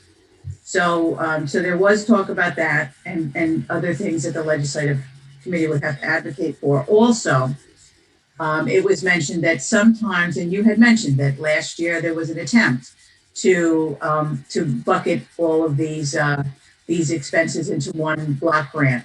And sometimes the budget is designed that way, so it gives the legislators the ability to go back to their constituents and work out amendments to the budget. So some of that is by design. It doesn't make it any easier, and it could make it easier. But I was grateful to hear that the attempt was made last year. It didn't succeed. It's here again this year. We're going to have to argue that it shouldn't succeed again. But some of the other challenges you pointed out that was also pointed out at these conferences was the unreliability of the tax growth levy. that we need more reliable resources coming in. Also, something that I think our district probably would experience from is the English language learner, that we need more dedicated funds to that. And I was surprised to learn that 63% of students on Long Island fall below the average wealth threshold. So, districts are in need, and why it's so important to really stay close to our legislators and advocate for what we need. So I just wanted to know the last point, I guess, for now is the English language learner. Are you finding that we need more funding for it? Absolutely. Yeah, absolutely. I mean, I think Julie Lutz does a terrific job. I was at the conference on Saturday also, virtually. She does a terrific job at highlighting the change in demographics and the change of wealth of Long Island and how that is not necessarily communicated effectively throughout the rest of the state. I think that each year I go, you see the changes are noticeable changes, even just from year to year. So I think as we begin to advocate and legislate, we really have to continue to say that those changes have to translate into reliable revenue. Like we have to be able, the needs of the students are changing. Even if the revenue is the same, the needs are greater. Right. And now we layer on the pandemic, the needs will be even greater. Oh, yes, and one quick point, because I know everybody has questions. Also, to be able to have a better improvement on mandated relief with the tax levy formula, which without including the costs for COVID. That was also a big point that they stressed. I'll let the other boards ask questions. Thank you very much. Mr. Petrino. Yeah, not so much. Well, one question, and most of it is really a comment. It's a little early for me to ask questions because I know things will change rapidly. We still have 6 weeks to go, and things certainly do change a lot. Forgive me, Ms. Costa, if you answered this question. I did have a distraction before, but do we know what the direct budget impact is going to be on the increase in TRS this year? I did read that it's going up slightly. Yes, it's going up this year. The final number, it was 9.53 to 9. They're going to propose 9.8. The range was 9.5 to 10.0. And now they're going to propose that the TRS board approves 9.8. So it is an increase from 9.53 to 9.8 for the district. And do we have a rough estimate of what that equates to in dollars? It's about a 6.5% increase to the total TRS line because it's a compounded impact of the increase in the rate and the increase in salaries. So they compound each other. And so it comes to about a 6.4% increase in the whole entire budget line. Gotcha. And do we have a guess of what that is in dollars? I don't know if you have that. I don't have it in front of me to just do the simple math, but I'm not holding you to anything. I'm just a guess. We talk hundreds of thousands? $750,000. $750,000. Yes, I believe that was the increase. Talk about bad timing. I guess, really just a couple of general statements. If there's anything that makes me, shudder, as a board member at budget season, it's the term GEA 2.0, living through GEA 1.0. And honestly, the risk really is GEA was supposed to be a 1 or 2 year thing. I think it lasted 5 or 6 years. And the amount of education that funding that was lost had detrimental impacts for years to come. And that's when you saw music departments and CTE programs and teacher layoffs just get gutted. So it's, it really is the scariest term in all the budget talk. I guess, the other issue I have really is it's obviously going to be difficult, budget because of the loss in revenue, the additional expenses, and the lack of relief from the state. I'll hold some of those comments because it's what I guess what frustrates me, and really where I think the legislative committee's charge needs to be in the short term is about advocacy for funding on a couple of scenarios. Number one, I believe as a district, and the legislative committee should help this, is to actually provide our public with talking points so that it's not just board members and school district officials that are advocating for additional funds. We need to put the power on the people, right? Years ago during GEA, I know Floyd and some neighboring districts, they did some great, I forgot what they called them, but they actually opened their computer labs to the public. Obviously can't do that now, but provided them with talking points so that they could solicit their legislators electronically. through social media, email campaigns, et cetera. And I think that's something that really needs to be discussed, because and the main talking point is going to be about, when we talk about these 5%, is how inequitable that is. And you look at how that unfairly impacts low wealth districts and districts like ours compared to the Syosets of the world and the Jerichos of the world and the Three Villages of the world. When you look at that, I think that's something we need to highlight for the legislative committee so that they can get working right away and galvanize the public to help out here. TRS, that was that. And that's really it. That was just a couple general statements. Thank you. I have a question and a comment, and it deals with what I think I understood about the proposal that attempts to use STAR as a state aid issue, a school aid issue. And it seemed from what you were saying that the only way to deal with that, if that goes through, because we would be getting less state aid, actually, we'd have to make it up out of what we collect from our taxes, which would mean we'd have to exceed the tax cap each year in order to make that up. And that would take a 60% voter approval rate. So I think that would be really detrimental to being able to plan for the future needs in our district. And, we're already seeing what some of our additional needs are for our students, and we would like to have some stability in being able to pay for that. So please, on our legislative committee, please add this STAR issue as something that vigorously needs to be addressed. Otherwise, I think we're going to have a huge problem there.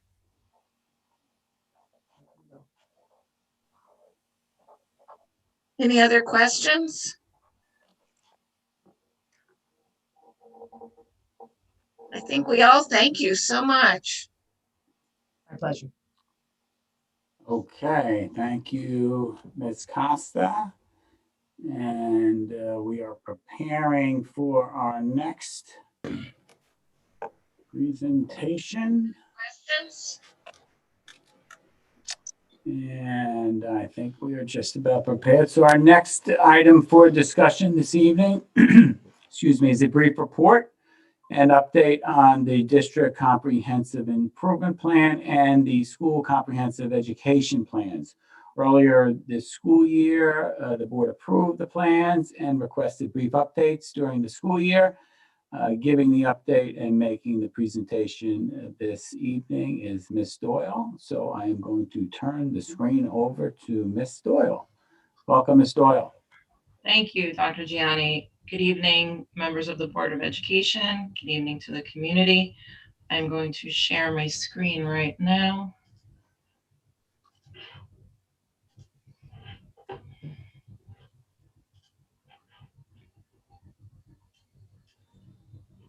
Okay. Are you able to see my screen? Yes, we are. Okay. I just want to move it over to the other side so we're not looking at you from the side. Okay. So we see your talking points right now. We don't see presentation. Oh, that's weird. Yeah. All right, maybe it has to be over here. How about now? That's perfect. Okay, thank you. So just a little context before I jump in to explain to the community and members that might not be aware of what the plan is. The District Comprehensive Improvement Plan, also known as the DCIP, is a plan that's developed district-wide for all 7 schools. The SCEP plans, or the School Comprehensive Education Plan, are plans that are specific to specific schools. We have 3 schools with SCEP plans, Bellport Middle School, Brookhaven Elementary, and Vernon Critz Elementary. Within the SCEP plans, there are designations. So Bellport Middle School and Brookhaven are designated as CSI schools, which means comprehensive support and improvement. That's schools that are facing significant challenges in academic achievement, student growth, and other areas for all students.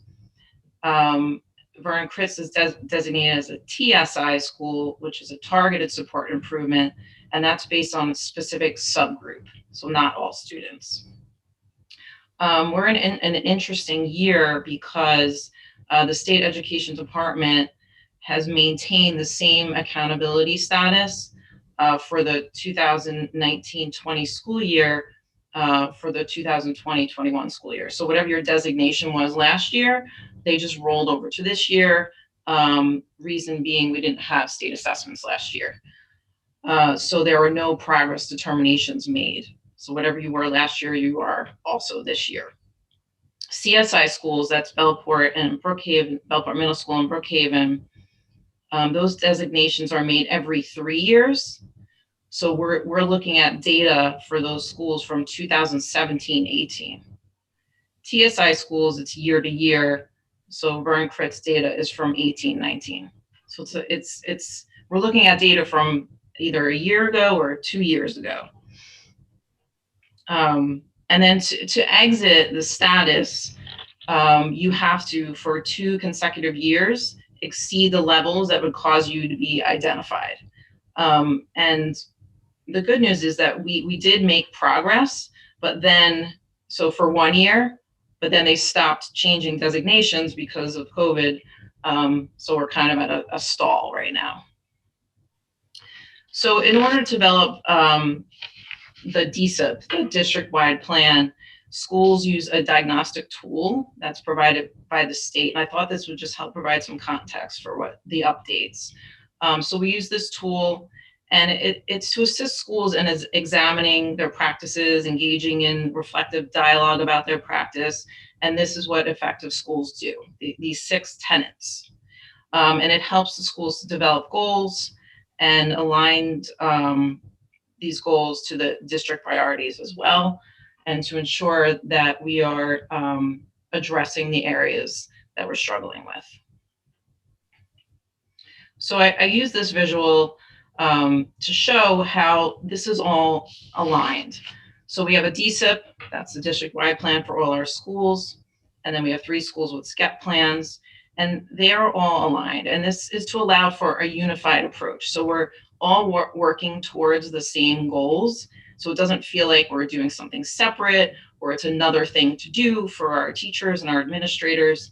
It really is all aligned together. If three schools have been cited in one district, we know, this is not isolated. So it's important that all of our schools are working together to make these improvements. There is a lot of good work that is happening. Being new to the district, I see the amount of work that our teachers and our principals are doing to ensure the implementation of these plans. We have regular check-ins with SED. So each school has a representative from the state that regularly checks in on their goals. They go through their plans and ask for evidence of implementation. They've just completed a round of focus groups with teachers to gain feedback on implementation of the plan. I'm going to share some of that with you this evening. We also have consultants that we work with from PLC Associates. They also do regular check-ins with all the administrators and myself. And then we just started doing check-ins, myself with the principals, just to see where we are with progress towards our goals. So this is a visual taken right from the SED data website. And what this shows is where we stand right now. So there are 5 indicators according to the Every Student Succeeds Act that the SED uses to give us this designation. So they are composite performance, growth performance, performance and growth combined, English language proficiency progress, and then chronic absenteeism. You can see that we are, for all students, comprehensive support and improvement, we have a DSA plan for that. Black or African American, those are the subgroups that we are cited for at Vern Critz for attendance and performance and growth. At Bellport Middle School for composite performance and growth, and at Brookhaven for composite performance.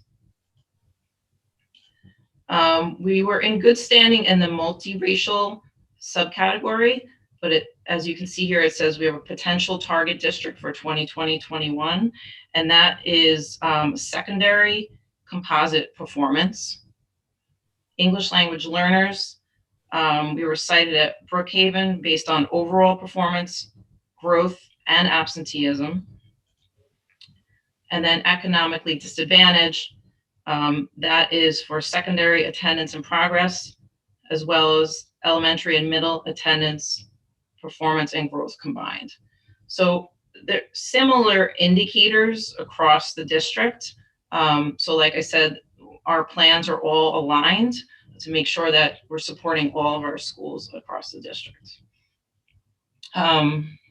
Let's see. So as I said earlier, we did make some progress. If you see under target district, it said made progress.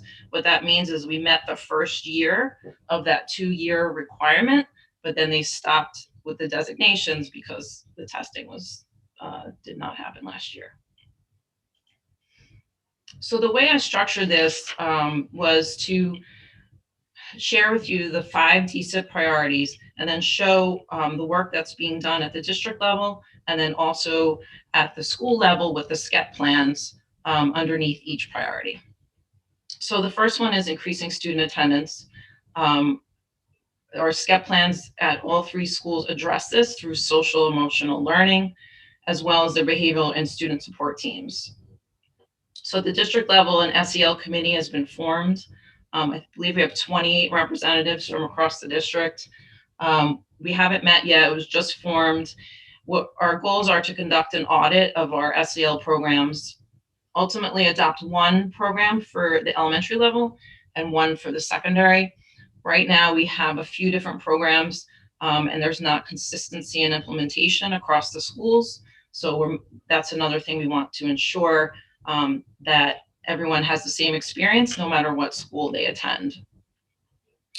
We've started training for staff on restorative justice practices at the secondary level, as well as some of our administrators or directors have attended that training. There's been implementation of restorative circles, and I've heard with much success at the high school.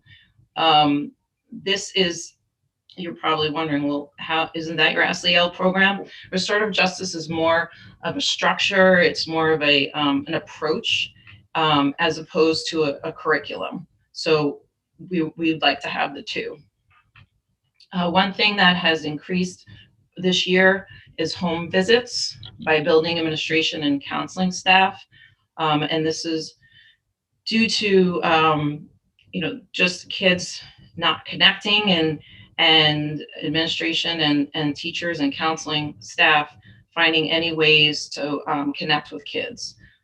So there are regular student support team meetings, behavioral response team meetings where specific students are brought up and interventions are talked about. I had the opportunity to attend one, I believe, last week at the high school, and it's a whole team of people brainstorming ways to make sure that kids are supported and they have what they need.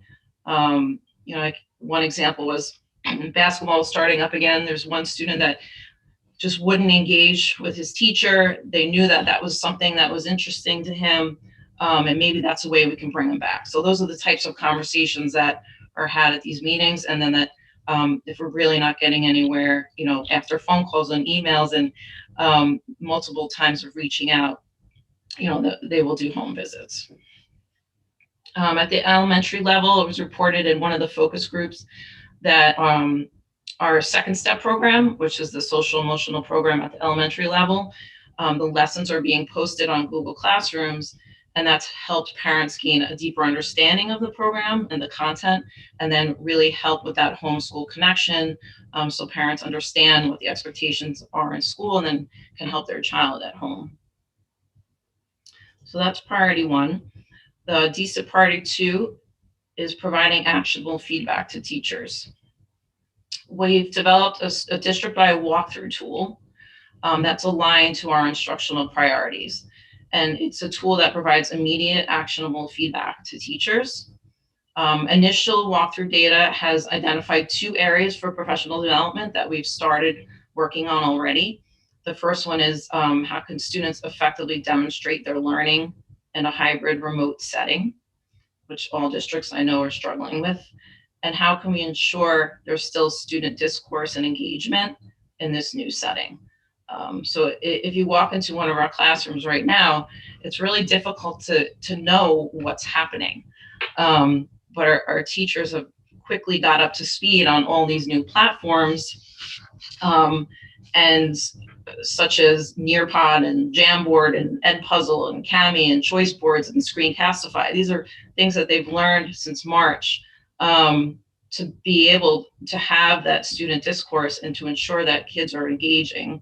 But it's something that we still need to get better at, and we're still working on.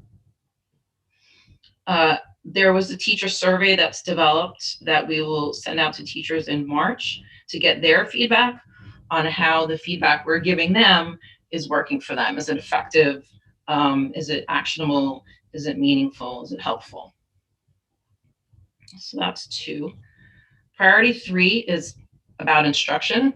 So increasing the utilization of standards-aligned intentional instructional practices, which include high-level questioning, student discourse, and formative assessment. These expectations were rolled out to all the teachers. It's called our intentional lesson design template. Our coaches, the consultants that we work with, the directors, data teams have met with grade levels and department teams to help them understand, the expectations for this and support them with embedding these higher order questions in student discourse. And as I said before, there is ongoing professional development for this, for teachers and for administration, as we're all learning how to teach most effectively in this new environment. Priority 4 is decreasing behavioral referrals, suspensions, and disproportionality through the use of social emotional learning, including restorative practices. So all of our SCEP plans have, again, a SMART goal around SEL and restorative practices, as well as behavioral interventions. Some interesting data from the focus group is that, which I don't think anyone would be surprised, that socially distant in-person instruction has contributed to a reduction in behavioral incidents. Our attendance is also not where we would like it to be at this point. So there are less kids in school. Of course, that is not a sustainable model. If anything, what it will do is help us with this year's data on this area, but it was just something to note. The good news is that teachers are reporting that our SEL instruction has impacted student behavior in a remote learning setting. So it's really helping them feel connected to the school committee. This was an elementary reported this out. And like I said, we've had a reduction in referrals. And part of it is, just less kids in school, but another part is all the adults working to intervene to make sure that kids are supported. The last priority is about family communication and engagement. Some of the board members spoke about our website, and that is definitely helpful in keeping that updated and relevant. I know schools are working on that, and the committee is working on that. Schools are also working to make sure they have accurate information for parents. A lot of work to ensure, especially for our remote learners, that they have everything that they need, and things have been packed up and distributed to students, especially when we first had the remote learning teachers. Parents were picking up Chromebooks and notebooks and dry erase boards and manipulatives and anything that the students needed to be successful at home. The guidance department developed a parent resource page. I don't know if you all had a chance to look at this. It's a video library. There are counselors, there are teachers, there are students that created this library, and it was just helpful resources on how to navigate around our website and how to navigate around eSchool and all those good things. They also started an Instagram account. They asked the students what's the best way to communicate with them, and that's what they said. So that's why they developed the Instagram account. We're just really always thinking about ways, to ensure that we're communicating in the most effective way, in the way that makes most sense for our students and for our families. And that is the update. Any questions for me? Before Ms. Doyle entertains questions, just want to first thank Ms. Doyle for that presentation, and also indicate the board, because it was an update. The PowerPoint was not presented ahead of time for talking points, but we certainly recognize we didn't expect the board to take copious notes throughout that presentation, and we will make that available for you to have, so you do have it. So don't worry about trying to write everything down that you did just hear. And now I will again thank Ms. Doyle and open it up for questions from the board.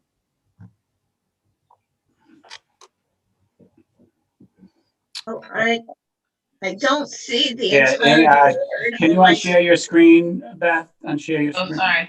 So we can see everybody. Great, thank you so much, because I couldn't tell if anybody had their hand up.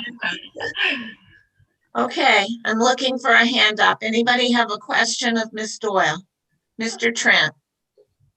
Yes, thank you for the presentation, Ms. Dora. I have a question in regards to our students' performance at the first and second quarter. Can you just kind of give me like an update as to how they performed in the core subject areas? So Beth, I don't know if you want to take it, but Mr. Trent, I of course anticipated your question. So I don't know if you noticed that we invited Mr. Hogan and Dr. Colson here.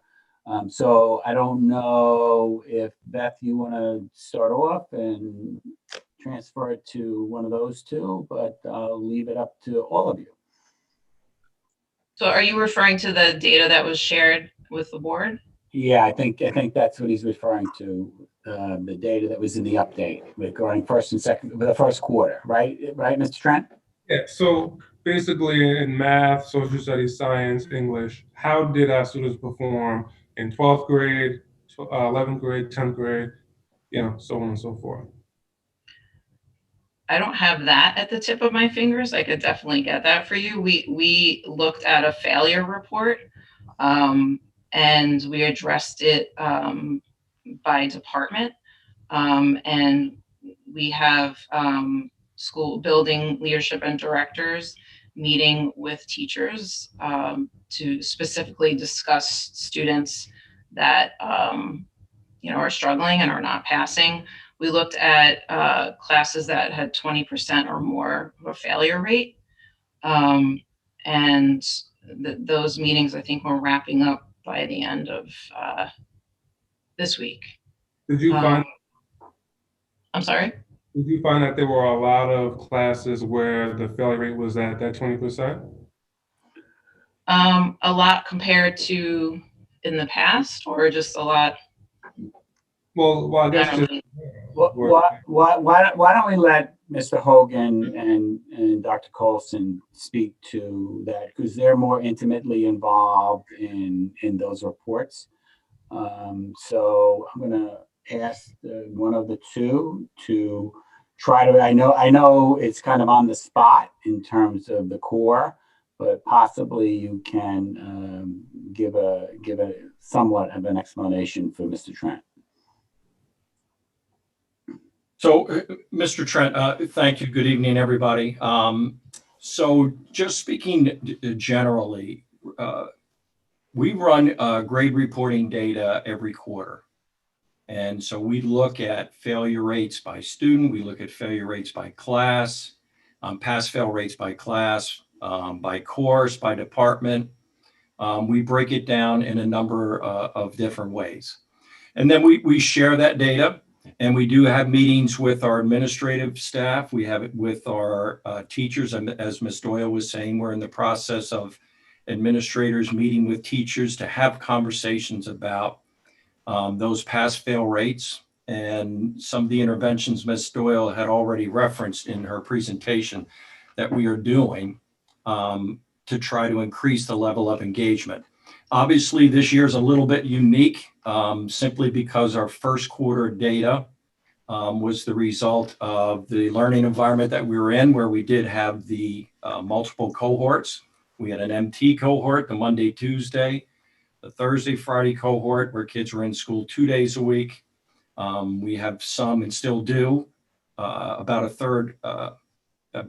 quarter, of the population of the high school is all remote. And then as of January 19th, at both the middle school and high school, all of our grade levels returned to in-person learning, again, excluding those that are in all remote environment. So the data is really kind of unique to quarter one. We have run our reports for quarter two. As I said, we are looking at that. We expect to have our meetings with teachers and administrators concluded by the end of this week. And just working to, it all comes down to engagement, quite honestly, right? We have made a lot of adjustments to our grading protocols this year based on the pandemic. We have, as Ms. Doyle said, weekly meetings by our student support team. We review attendance of students, some severe attendance issues, engagement issues. We do home visits. We've done a number of home visits. But really what we are still has been a struggle, particularly since the pandemic hit, is how we get our students engaged that are not currently engaged. So those are some of the things that we are doing. Well, Mr. Hogan, I appreciate that. But specifically what I'm requesting, I've been requesting for quite a long time. The data that was given to me in the update was class by class. So I'm wondering, is there a way to summarize that into the core subjects? So you could see in 11th grade in the core math classes, overall, this is the percentage of students who passed, and this is the percentage of students who failed for the first quarter. That's the data that I'm looking for specifically. Yes. So let me first say, Mr. Trent, it was my understanding that you requested reports that already existed, and you did not request reports to be created. I'm sorry. I had actually initially requested the data in detail specific, and then you had mentioned that it would take time to develop that data. So I said, you can give me what you have, and what you have, is not in the detail that I requested it, because it's as it goes per class. So you can't look at the data you gave me and say, okay, in 12th grade, the students who are taking math did relatively well. Now, I know last year when Mr. Small gave us a presentation at the end of the year, he had mentioned the AP courses, how so-and-so percentage are proficient, and he went down the list in that area. So I'm requesting something similar happen quarterly. Okay, what Mr. Small reported was the end of year results from state assessments. So that didn't happen other than the AP report that we shared with you in the update last year, because state assessments didn't occur. And so I think you are asking for something different and something we haven't done before. I think we can disaggregate that data for you. It's just not something that is done in that way. We look at those reports based on students that are performing poorly. We look at it by grade level, by subject, And then we drill it down to the actual teacher and student. And then administration, as Ms. Doyle and Mr. Hogan mentioned, meets with those folks to see how we can further support our students in achieving success. So maybe I'm not clear on exactly what you want, but it sounds like what you want is something we have to create. And if the board would like administration to do that, then we'll certainly do that. We already have results for marking period 2, which administration just mentioned. We are examining and working with our faculty and students with at this point. So I'm not sure if you're looking for us to create an end of year summary of some sort for every quarter, but that's not something that we have not prepared in the past. And we just need some direction from the board exactly what you would like created. Well, the Well, I board got, think in order to have direction for the board, I am a board member and I need a little more understanding of what Mr. Trent is asking for.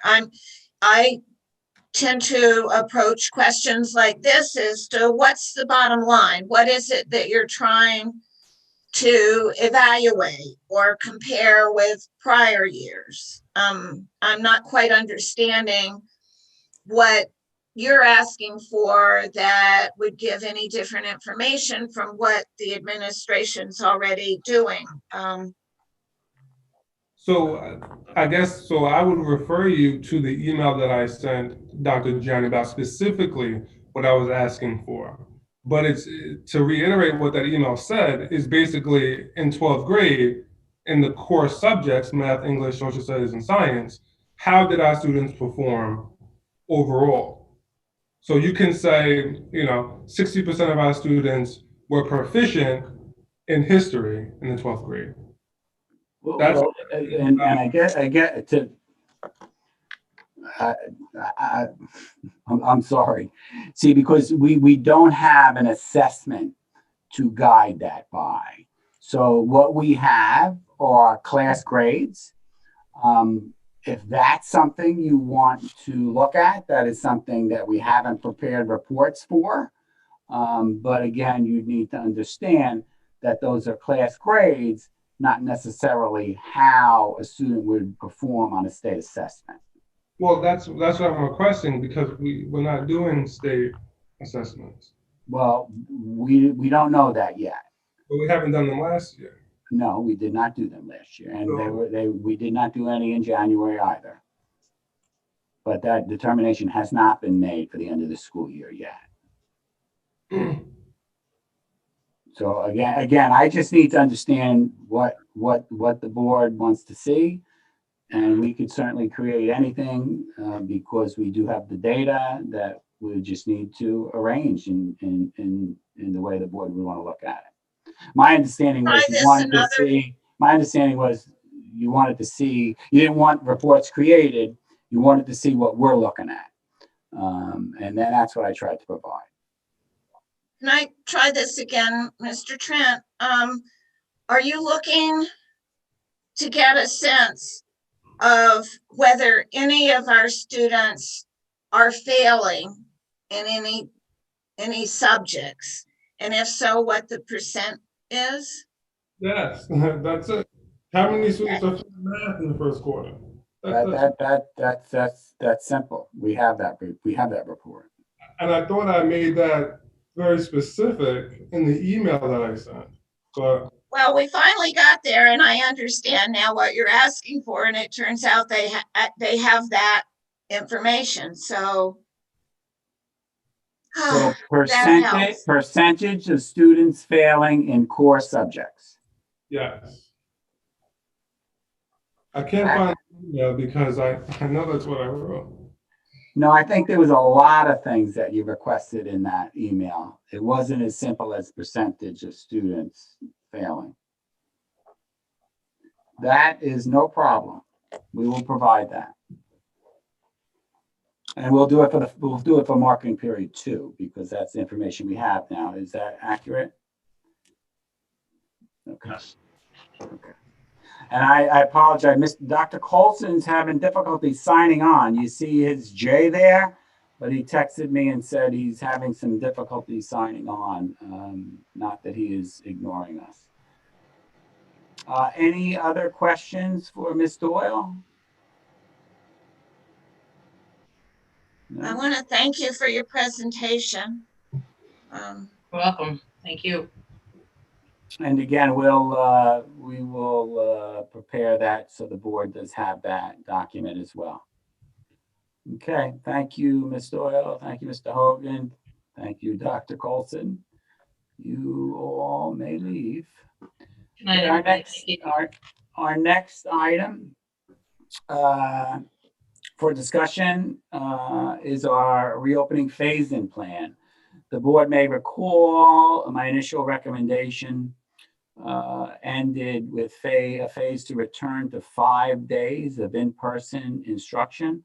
At that time, the board was not comfortable with that last phase, so it was removed from the plan. Administration has begun examining this last phase of increasing from 4 to 5 days of instruction, which would eliminate remote Wednesdays as it currently exists. Remote Wednesdays in its current form is very effective in supporting teaching and learning, particularly for a remote learning environment, meaning it's not as simple as eliminating remote Wednesdays and bringing all the kids back for 5 days a week instruction. So as I mentioned, we have begun examining the issue, and I have asked our principals to meet with the reopening committees to get their input. And I am hopeful to have a recommendation and at least further discussion with the board for the board's consideration on February 24th business meeting. However, at this time, I am interested in the board's feelings on that final phase, and I open it up for the board's discussion. Your hand raised, Ms. Aruda. I personally would like the feedback from the teachers and the principals before we give our recommendations, for the simple fact that they are in the thick of it. I think it's more important that we hear from what's going on in the schools, and then we make a determination from there. I agree. I was actually going to suggest that. Mr. Puccini? Thank you. Well, first, I think everybody knows I'm in support of returning kids to school 5 days. I understand that there's quite an undertaking to do that, and I don't think it's going to be easy. But I'm a little disappointed we got to wait another 2 weeks to discuss it. And, I understand the difficulties on the secondary level, but at the very least, I understand the obstacles, but I was really hoping we can have a plan sooner to return elementary school students back on Wednesdays. I think those days, and through no fault of our staff and our teachers, I understand how difficult it is, and I do recognize they need to connect with their remote students on Wednesdays, and I hope we can have a solution that has an equitable education for the remote students as well. But Wednesday's a day off. I don't know how else to say it. And it's got to be incredibly difficult for our teachers to come up with more, so I don't blame them. But I talked to a parent today, and they made a comment that really resonated with me because I deal with it in my own home, is how to get kids back in the groove for Thursday after having a day off on Wednesday. And it really is a disruption to their week right in the middle. And, again, I can't stress enough how disappointed I am that we are now in the first week of February, almost the middle of February, and we have to wait another 2 weeks when our neighboring districts are returning this month or have already returned. So, I think everything we hear in education is kids are doing better when they're in school. And, I don't really know what else to say. I'm really disappointed at this point that we don't have a plan in place to bring kids back. And I understand Melissa's point. I normally would agree with getting staff's input, but we heard from the BTA president a few weeks ago that he doesn't believe kids should be back in school yet. He doesn't think it's safe. So I think we kind of know what the result of that question is going to be. I'd like to hear and listen to what the parents are saying and the detrimental impact it's having on their children and their home lives, and the stress that we're placing on families with daycare and the juggling. I mean, I can't stress enough how difficult it is having elementary school children at home on a Wednesday, on top of everything else. So, those are my points. I understand I'm probably, not the popular, opinion right now, but again, I can't appointment at this point. Thank you. I'd like to just jump in and ask Dr. Gianni, when you do your report to us in 2 weeks, can you also focus on the remote learning for the students that are all remote? Because if we've got 25% who are all remote at the high school, I don't know what the percentages are in the elementary or middle school grades, but I don't know how our teachers could manage 5 days a week without having time on Wednesday to deal with some of the remote preparation that they need to do.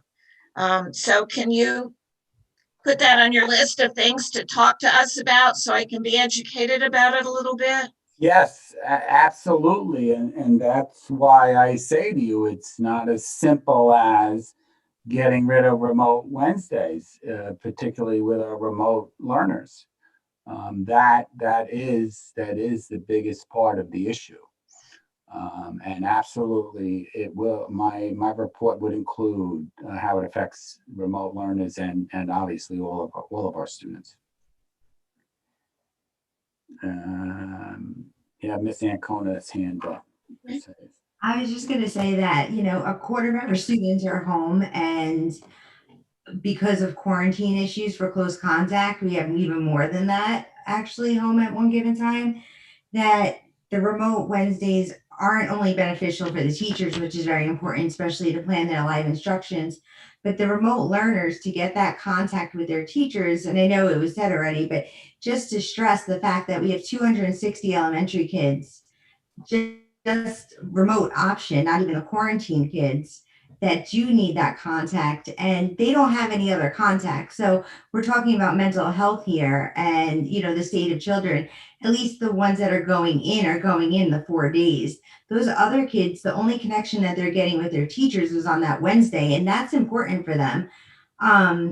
We've been just asking for so much for our teachers, and to have them lose that day is going to be detrimental. And it's not only going to be detrimental to them, it's really going to be the remote learners' education. And that's what I think bothers me the most, because it is very important that those kids connect with their teachers.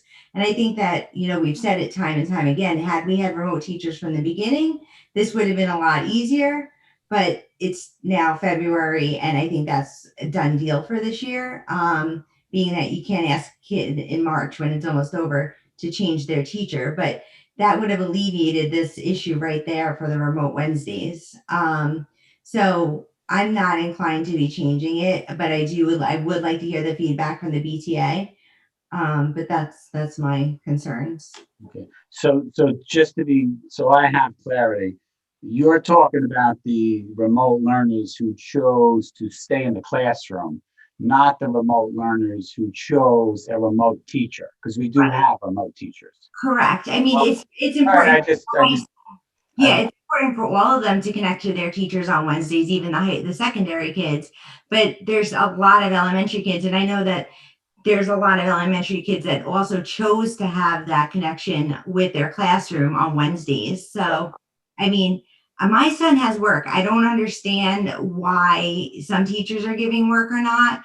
Maybe that needs to be looked at closely. Why, I know that they're busy on Wednesday. In my house, he's busy on Wednesdays, but if that's the issue and that's the reason why we're even discussing this, then maybe we need to revisit on, instead of having homework due on Tuesday night, have it due on Wednesday, or whatever the case may be, to keep them busy and learning. But that time is valuable when, kids are writing papers and studying and doing their homework. I mean, they really should be having work. And it's really very different when you talk to each parent on what each kid is doing on Wednesdays. And I know my son has a heavy load, but I know, there's kids that have work to do, and that extra help aspect is a key too for that. Mr. Puccini? Just to clarify, I'm not so sure that bringing kids back works on the secondary level. I'm focusing specifically on elementary right now.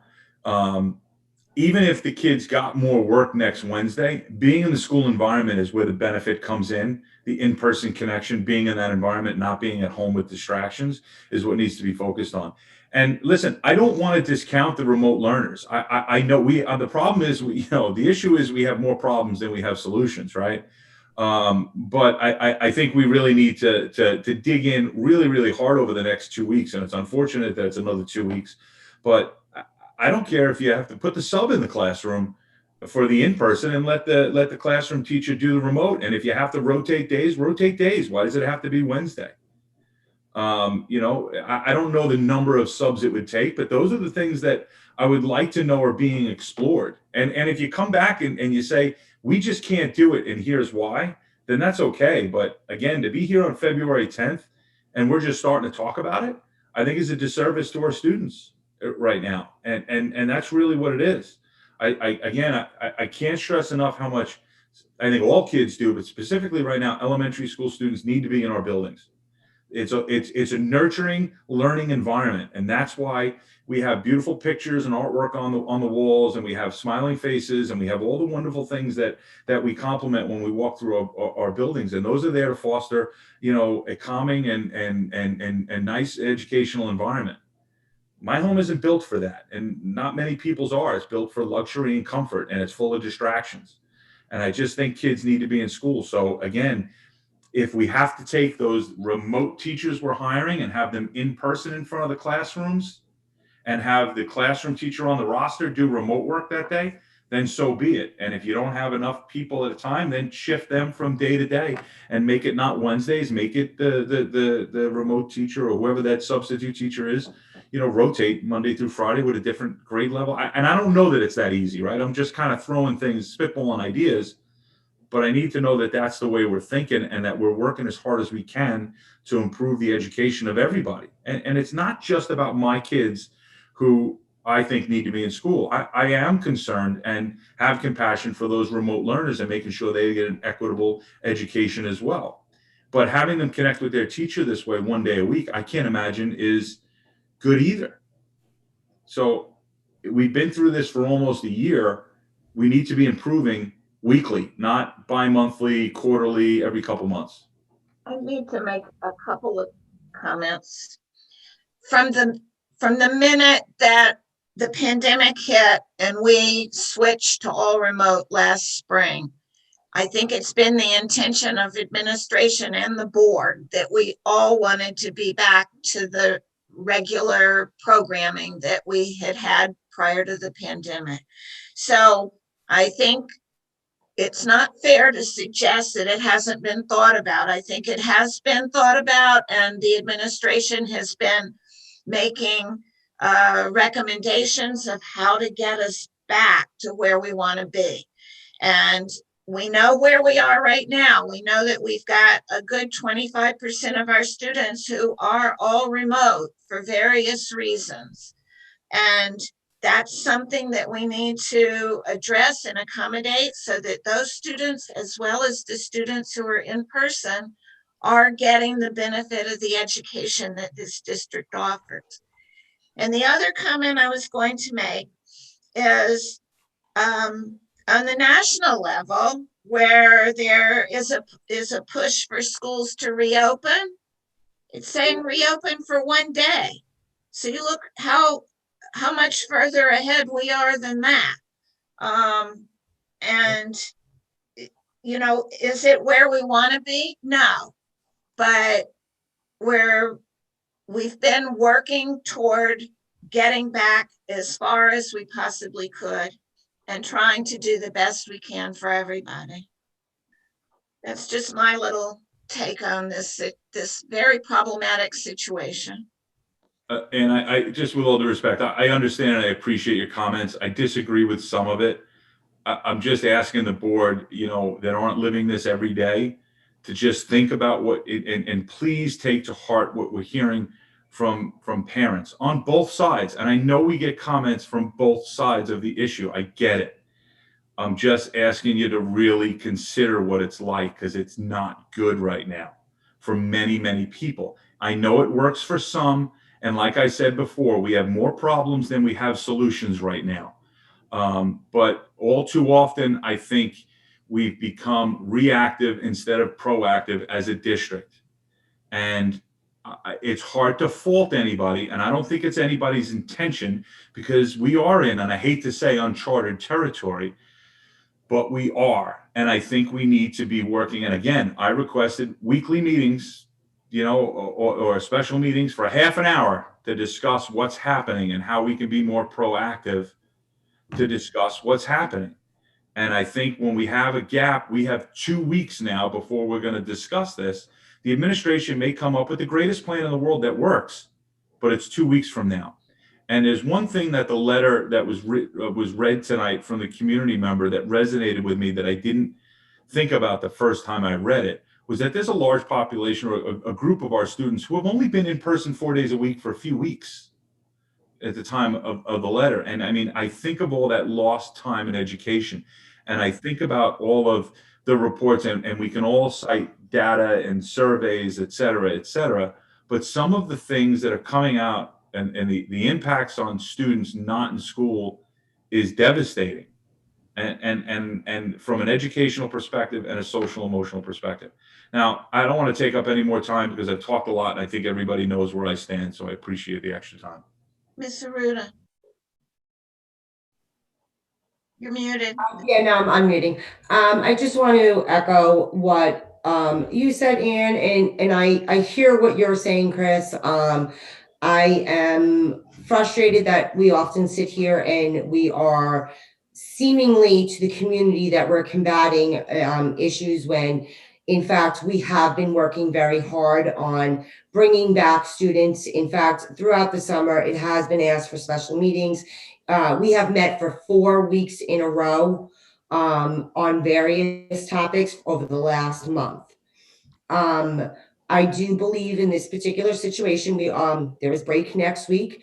Administration needs to do their job, as has been said many times before in the past, that this is an administrative job. Administrative jobs right now is to seek out the information from the building principals and the BTA and bring it back to us. As a board, we represent a community. Once that information is brought to us, we can then discuss the community concerns that we have there. But without having any information from the administrative and the teacher's point of view, I think we're at a brick wall right now. And it will come. It's been less than a month that we've had a full roll in, plus we've added sports into that. So we are adding things. Now, to that note, we sit here, we talk about Remote Wednesday, we have brought in sports. We have yet to talk about the theater. We have yet to talk about the musics. So there are a lot of things still that need to come back. So we have been bringing things back, but it does need to continue to be a slow rollout. We are not post-pandemic. We are still in the pandemic. So things do need to come out in a timely fashion that is safe for all bodies. Mr. Trent? I couldn't agree more with Melissa. I would like to see a survey put out to our parents about this particular issue and our faculty with a comment section, so I could, go through and read what their input would be before I discuss it. Mr. Frankie? Upon that survey, is it possible that we can also include students on it, so our voices can be heard? A good point. And I would want any survey that goes out, I hope that we're able to get it in the hands of everybody in our district. Both the parents with remote students, the families with students who are coming back full time, as we define it right now, and also our Spanish speaking families. So I hope that we could get the survey out to all of them.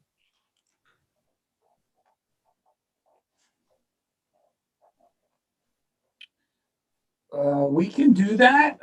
It's gonna put a little bit of a challenge into what we're trying to do here, though, because as you just indicated, winter break is coming up next week. And I don't know how many folks are going to be looking for surveys or completing surveys over the winter break. And I know that I'm not going to have a survey put together by tomorrow to get out for tomorrow and due back on Friday. But our meeting is 2 weeks from now. Sure. So our meeting is 2 weeks from now, but next week is winter recess. And that is my concern, is that I don't know how many folks are we looking for surveys and to complete surveys during winter recess. I can certainly do that. It's not a problem to me. I'm just indicating to you that your survey response may be somewhat lessened as a result of winter recess. Well, if we put out a couple robocalls and have the survey available to them, I'm sure that we would get a good amount because of how the community feels about this issue. They made an effort to display how they felt about bringing students back 4 days. I can only imagine how they would respond about 5, one way or the other. Ms. Ancona? I'm all for hearing what parents have to say with surveys. However, the remote learners and that teaching prep time for the teachers, it's really the reason why I even have any hesitation. It's not that I don't want my kid back on Wednesday, because it doesn't affect me really with that Wednesday. He can go back or he could stay home. However, what's unmanageable is for the teachers, and that's where my concern is. I mean, I think that everybody wants to be back 5 days. I just don't see how it's possible. So survey, you're going to get a survey results and the teachers may say it's not manageable. We don't have enough time to do the planning. And then you're not going to go with the majority. And then it's going to look like we're not listening again. I think that we all are in agreement that everybody wants their kids back 5 days, but is it doable? And that's more the question than if you want to. And with the remote learners, they're going to be losing a lot by doing this. I'm going to say that the people who have, and this is just a guess in my head, the people who are already back 4 days don't mind going back 5. It's going to be the remote learners that suffer and the teachers because of that planning. So I think we don't need to survey to know that majority do want to go back the 5 days. It's that whole piece that's missing of how is it manageable between the teachers teaching remotely, the remote learners getting what they need. And that's the aspect that we need to be focusing on, how to manage it, not who wants to come back. So a survey is going to be, you're going to say 100% of people want to come back, but then the BTA has an issue with it. You're not going to do it. And then it's going to lead to more issues. That's my opinion on a survey. Thank you for your comments, and you made me rethink a little bit about what I said. And I'll just go back, and I see that the main issue here is, yes, we do want people, everybody to come back full time. We would like that. But we've got approximately 25% of our students who, for various reasons, can't do that, and they're doing all remote, and we have to make arrangements for that. And in listening to you, maybe doing a survey wouldn't give us any more information on that. maybe what we ought to just do is let Dr. Gianni and his team give a report to us at our next meeting about what is feasible, what can be done so that we can meet the needs of all children, in an equitable way. Did I see hands up other than Mr. Puccini? Because I see yours, but if anybody else had, no, Mr. Puccini. Yeah, I tend to agree with Gina. I don't see the benefit of a survey. I think you're right that anybody who supported 4 days is going to want the fifth day. I think the challenge to the administration is, if coming back 5 days, how are we going to improve the educational experience for the remote learners? That's the charge, not how do we bring kids back on Wednesdays. And I think that's the angle it has to come from. And what can we do? And maybe my idea is not possible of putting a sub in the building on Wednesdays for the kids in person and let the classroom, the roster teacher do remote. I mean, I don't know the number of people, but that's what I want to be discussing, right? Is what does it take to improve the educational experience of our remote learners if we bring kids back on Wednesdays? And I think it's a fair question for the board and the public to ask of the administration to put together. And again, a survey is just, and we have vacation coming up, is just gonna delay this topic and this decision to a little bit further down the road, causing additional lost educational experiences for both in-person and remote students. And I think, again, I wouldn't want to be the administration right now. I get it. This cannot be easy. But nothing worthwhile is. So I would hope that, at least sometime before the next meeting, we at least have some preliminary ideas or report of what we think we may be able to do, because I'll be really upset if on the 22nd, I think you said it was, we come back and there's another idea that needs to be vetted again, and we have to wait another 2 weeks for another meeting. I think I'm sorry. And listen, you know what, and just the last point was, and my frustration was that as a board, we took this option of 5 days out of the reopening plan when we went back 4 days. I mean, I guess my point is, when we went back 4 days, this should have been looked at and been worked on for the last 2 months since we started bringing kids down. And I don't mean to say the administration wasn't thinking it, because I'm sure to some extent there's some thoughts as to what we can do next, but it really shouldn't take me standing on a soapbox at a meeting to try to get our kids in school on Wednesdays while providing equitable education for our remote learners. All right. I don't like being in a position where we're making extra work that's not going to be productive. And listening to the discussion, I'm thinking that the idea about doing a survey would be making extra work, but not giving us any more information than we already have. We already know that we've got a large number of families who wanted the kids back full time, and what we were able to provide at the time was 4 days. I think we already know that. We also know that we have a good percent of students who are all remote and who value a connection with the classroom teacher. And those are issues that I think the administration could deal with without having the burden of additional surveys. Or does everybody agree with that? I see Ms. Aruda does, so Ms. Felice does, Mr. Parker does, I do. So I see 4 of us who would agree with that. Mr. Frankie, I would ask you though, because you mentioned surveying students, is there any additional information that you think would come in from a survey that we can't really anticipate right now after this discussion? Well, my big thing was, if you were to do a survey, as Mr. Trent did mention, he said parents and staff. I would just, especially in a high school and middle school level, I think those student voices, if a survey was to be erected, that the students' voices would be heard in that survey. But I don't believe any information could be given right now regarding what you guys have been saying. Thank you.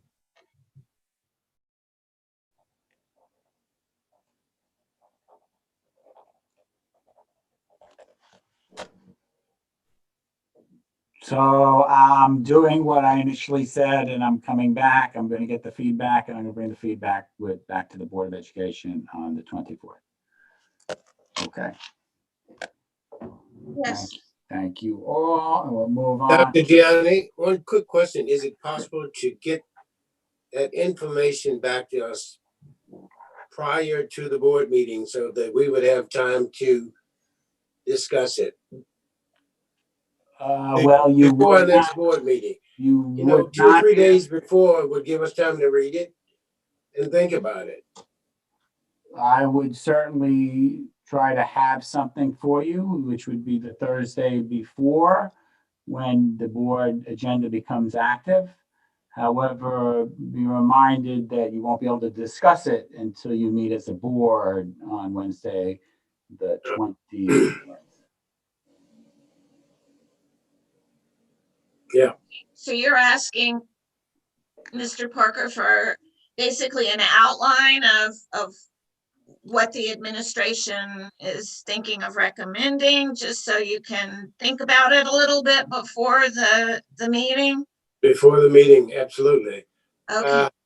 You know, because, I mean, Chris and others are correct. We've been thinking about this for quite some time. Every time I leave, I'm just so torn between, you know, what's right and what's wrong. I initially certainly thought that the kids should not be in school. But every day I see some of the things that are happening in our communities where the kids are home but not home and not in school. And it certainly would help a lot of kids if they were in a classroom with others, you know. All right, so I think we'll look forward to hearing what you have, Dr. Gianni, at our next meeting. And if there's any outline you could give in the update before that, then we can start to think about it. Are we ready to go to the next topic, the legislative committee?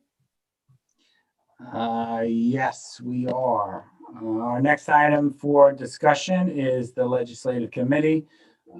As the board knows, due to a personal matter, the committee's meeting was canceled and has not met to discuss the items listed here on board docs. I have rescheduled a meeting for Monday, the February 22nd at 4 o'clock. I have not heard, or haven't I really checked if Good night. members are available on that date, but that did just go out earlier today. This evening, I'd like to get the board's sense on items they would like this committee to focus on. Mr. Pacini actually made mention of the budget earlier today. 2 items that the committee suggested at its last meeting was landfill and Asheville matter, and COVID impact on the school budget, which is somewhat what Mr. Pacini suggested, and obviously is something that is on everyone's mind.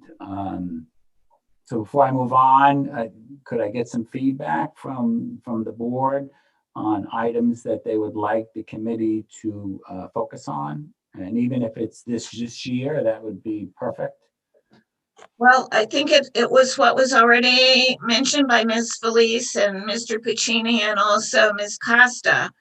You know, the state aid, the budgeting, the attempt to handle STAR differently than it's been handled in the past. All of those issues, but with our legislative committee being able to work with the legislative committees of like Nassau Suffolk School Boards Association and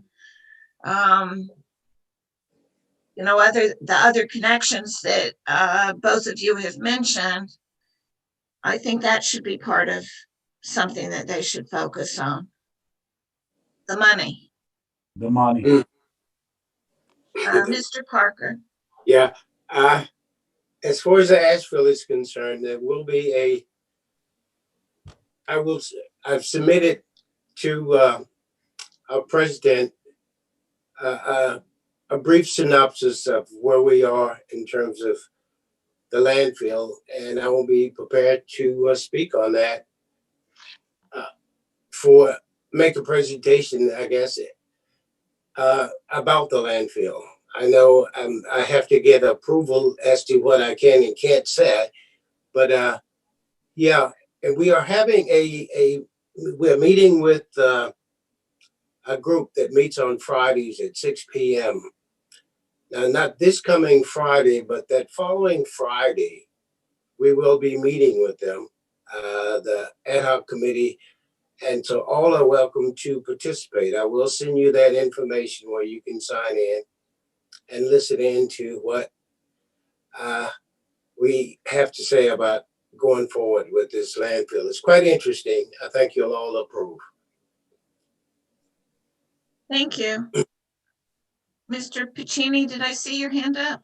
Yeah, just quickly to capitalize on what you said, and forgive me because I don't know the timeline of when the ash fill will be voted on by the town, or when, on all those things. So if I'm wrong and it's not in the next 6 weeks, I think the legislative committee's charge should have nothing to do with anything other than the budget, because it's due April 1st, right? So we're talking 6-7 weeks. I think there needs to be a full court press almost immediately on providing talking points on the budget and what the risks are to education. I think we need to galvanize and weaponize, I should say, our public to advocate for education with us, safety in numbers, strength in numbers, I should say. And I think that's really what it needs to happen. I think it's simple. I think it could happen. It can happen quickly. And I think we also, and it's obvious, well, it's not really too late now. COVID obviously changes things, but I think we really need to do education to our community on our budget and the impacts of issues at the state and what it means. I think we need to do that better. In the past, I've talked about having, some sort of budget summit for our stakeholders, in person, a presentation. I've been to a few. Copeg School District does a great one that I've attended a few times and I've wanted to emulate. Obviously, COVID will prevent us from doing something like that. But I think we really need to be laser focused on what the threats are from the budget, how it impacts our families individually. And we need to give the public that information, because like I mean, if you've been through it enough, you see what's going to happen at the state level. The governor's proposal is going to be one thing. And, at the end of the day, it all ends up being our fault when those that are upset with tax increases go to the polls, the boards of education, and then they blame the teachers, but they don't really understand how school financing works. They give, people talk all the time about how their school taxes have gone up over the years, but they just don't understand that what we get from the state has shifted. And the state's done that, not us. They don't understand that we educate 17% of the students in New York State. We educate, and we only get 15% of the state education budget here on Long Island. And that gap is a few $1 billion. I'm sure Ms. Costa has that exact number. I don't remember it. Those are things that the general public doesn't understand or doesn't know, and because they don't pay attention to it. And we need to make sure we give them that information so they understand that we're all in this together, and we need to advocate for education together. Because like I said, strength in numbers. So that's my take on legislative committee right now. Hey, Ms. Felice. Thank you. And just to clarify the figures that Chris just mentioned, it was Dr. Lutz who clarified those figures this weekend. Long Island gets 12% of the educational budget, while it educates 16% of the state students. So you're correct that we send more money up to Albany than we get in return. And then actually 70% of the Long Island property tax bill represents the school tax, which why people have the misconception that we control the tax bill, whereas upstate it's only 47%.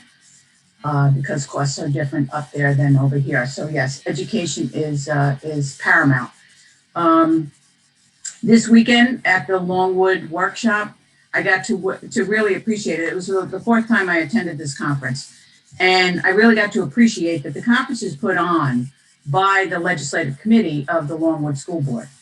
And the two people who hosted the event were school board members, 3 other people who participated in asking the questions of the legislators were school board members. And with all due respect to Dr. Gianni and to Ms. Costa, who it's being recommended that they serve as co-chair of the committee, I'd like to see the board consider and move towards having, since these committees are supposed to be advisory committees for the board and give us more information in which to consider to move forward. Some of the other feedback that we're getting from parents and on behalf of their students is they don't feel like they have enough of the connection with the school board members, and we run that we run the gamut of what is our role, and I think it would be a perfect opportunity if school board members were those chairs of the committees that we have, and in particular the legislative committee. And those committee chairs should be chosen from the group and decide who should serve as, and I think there should be co-chairs because there's a lot of work to be done.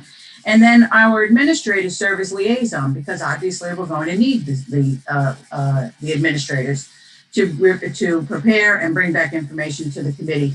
But I think it would serve the board much more, to be much more useful going forward if it were the board members who chair these committees. And the evidence was in what we saw this past weekend. It was their legislative committee that is run by their board. They chair and co-chair it, and they put on this workshop that they've been doing for 17 years and been doing it well.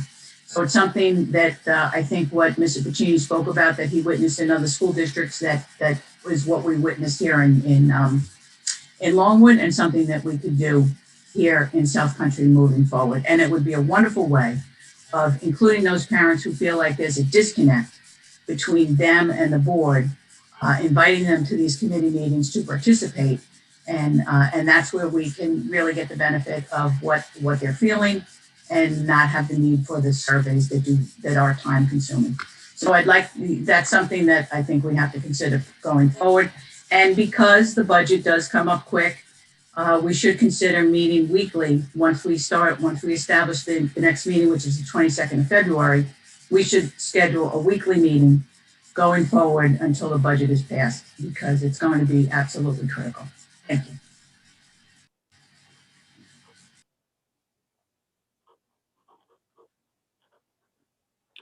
So I'll leave that up to the board with regard to the chairmanship of the committees, Ms. Hayes. It's simply a recommendation. Initially, we thought that maybe a trustee would serve as chairperson.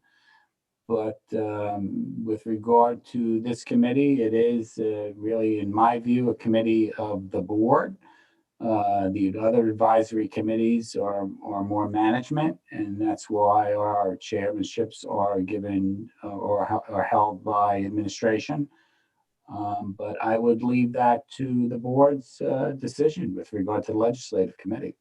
Well, I think that the legislative committee members from the board right now, I believe, are Mr. Piccini, Ms. Felice, And Mr. Parker? and Mr. Parker. And so we could leave it up to them to determine who's going to chair or co-chair or what the roles are going to be. One benefit of having somebody from administration has been doing the minutes. And I know that the minutes I get from all the other committees, like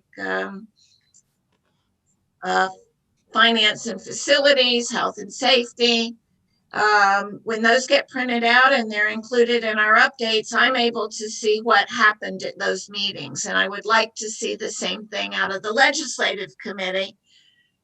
But I'm wondering if the 3 board members would undertake to do that, or if they need to have somebody else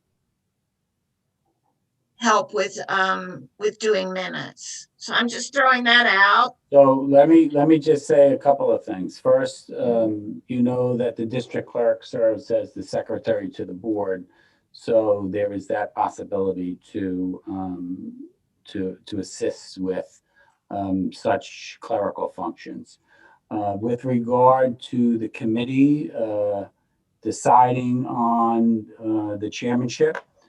I believe there'll be a level of comfort on behalf of the committee folks that are employees of the district in making that decision of a board member. And I would prefer that that decision is made by the board, whether it's the president or whether the three committee members get together and figure it out. I would much prefer that decision be coming from the board itself, rather than having faculty and staff voting on what board member will serve as a chairman or chairperson. Right, that hadn't even occurred to me. I thought what I was saying is that it would be the three members of the board who are on the committee would decide who's going to do it. Okay. I'm sorry, I misunderstood then. Okay. Chris. Yeah, I guess I was going to say almost the same thing Dr. Gianni said. I wouldn't want to put an employee in a position to have to vote for one of three board members for fear of, you know what I mean? It just kind of, I think, sets a bad example. I don't know if the three of us can get together. I don't know if all three of us want to be the committee chair, or two of us, or one, who knows? I personally would probably rather have, an administrator really just be a facilitator to the board for information and things like that. And I think the board committee can drive, the discussion. But if it has to be a board member, I'm not saying I'm objected to it. It might be best if the board president just kind of made that decision. I know that doesn't make your job easy, Ann. Oh, no. And so maybe. No, but what I can find out is I've got three people right here. Yeah, no, I get it. Some may or may not want to assume that responsibility. Sure. And, so we could start from there. I'm thinking that it would be nice to have Ms. Costa on the committee, at least not in terms of being the chair, but for her input, particularly because so much of what you're going to have to be dealing with is going to be the budget and finances. She's on the committee. Okay.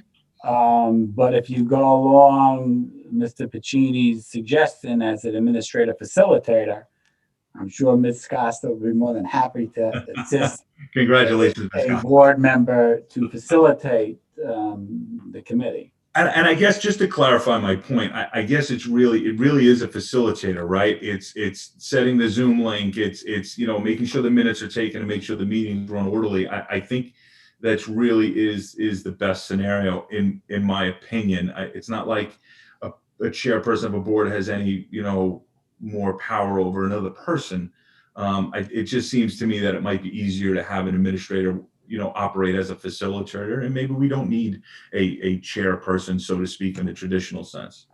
Well, since this is something that's just being created by us, Ms. Felice was telling us the experience, I think, of the Longwood Committee that is done by the board. The concept of a facilitator is interesting from a practical point of view in terms of, doing the minutes and getting the notice of meeting out and having the connection, the Zoom connection. But I would think that it would be good to have a board member or board members who could kind of be spokespeople for us when you communicate with other legislative committees. Have you thought about how you'd want to structure that?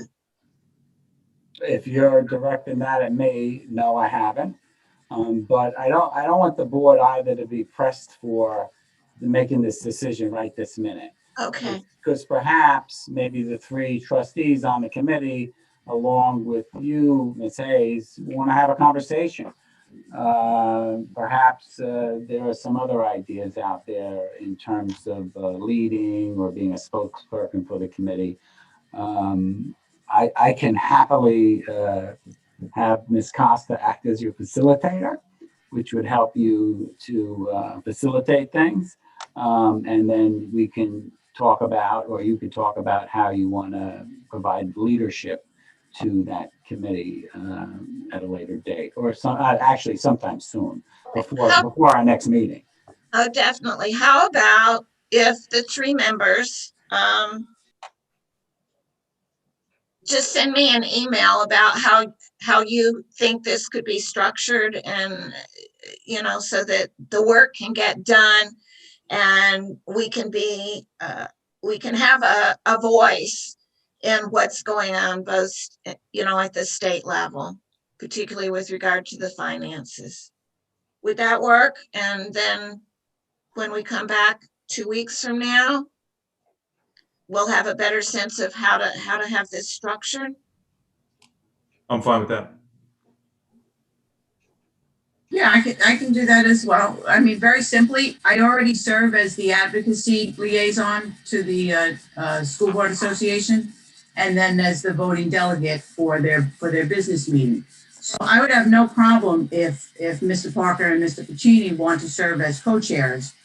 And then I will still do, that's why I've been attending all of these meetings, so that I can bring this information back, and I will still continue to do so. And I will even offer to help with the minutes if our district clerk can't do it. The only thing I cannot do is facilitate Zoom. So we would need the district to help with the setting up the Zoom.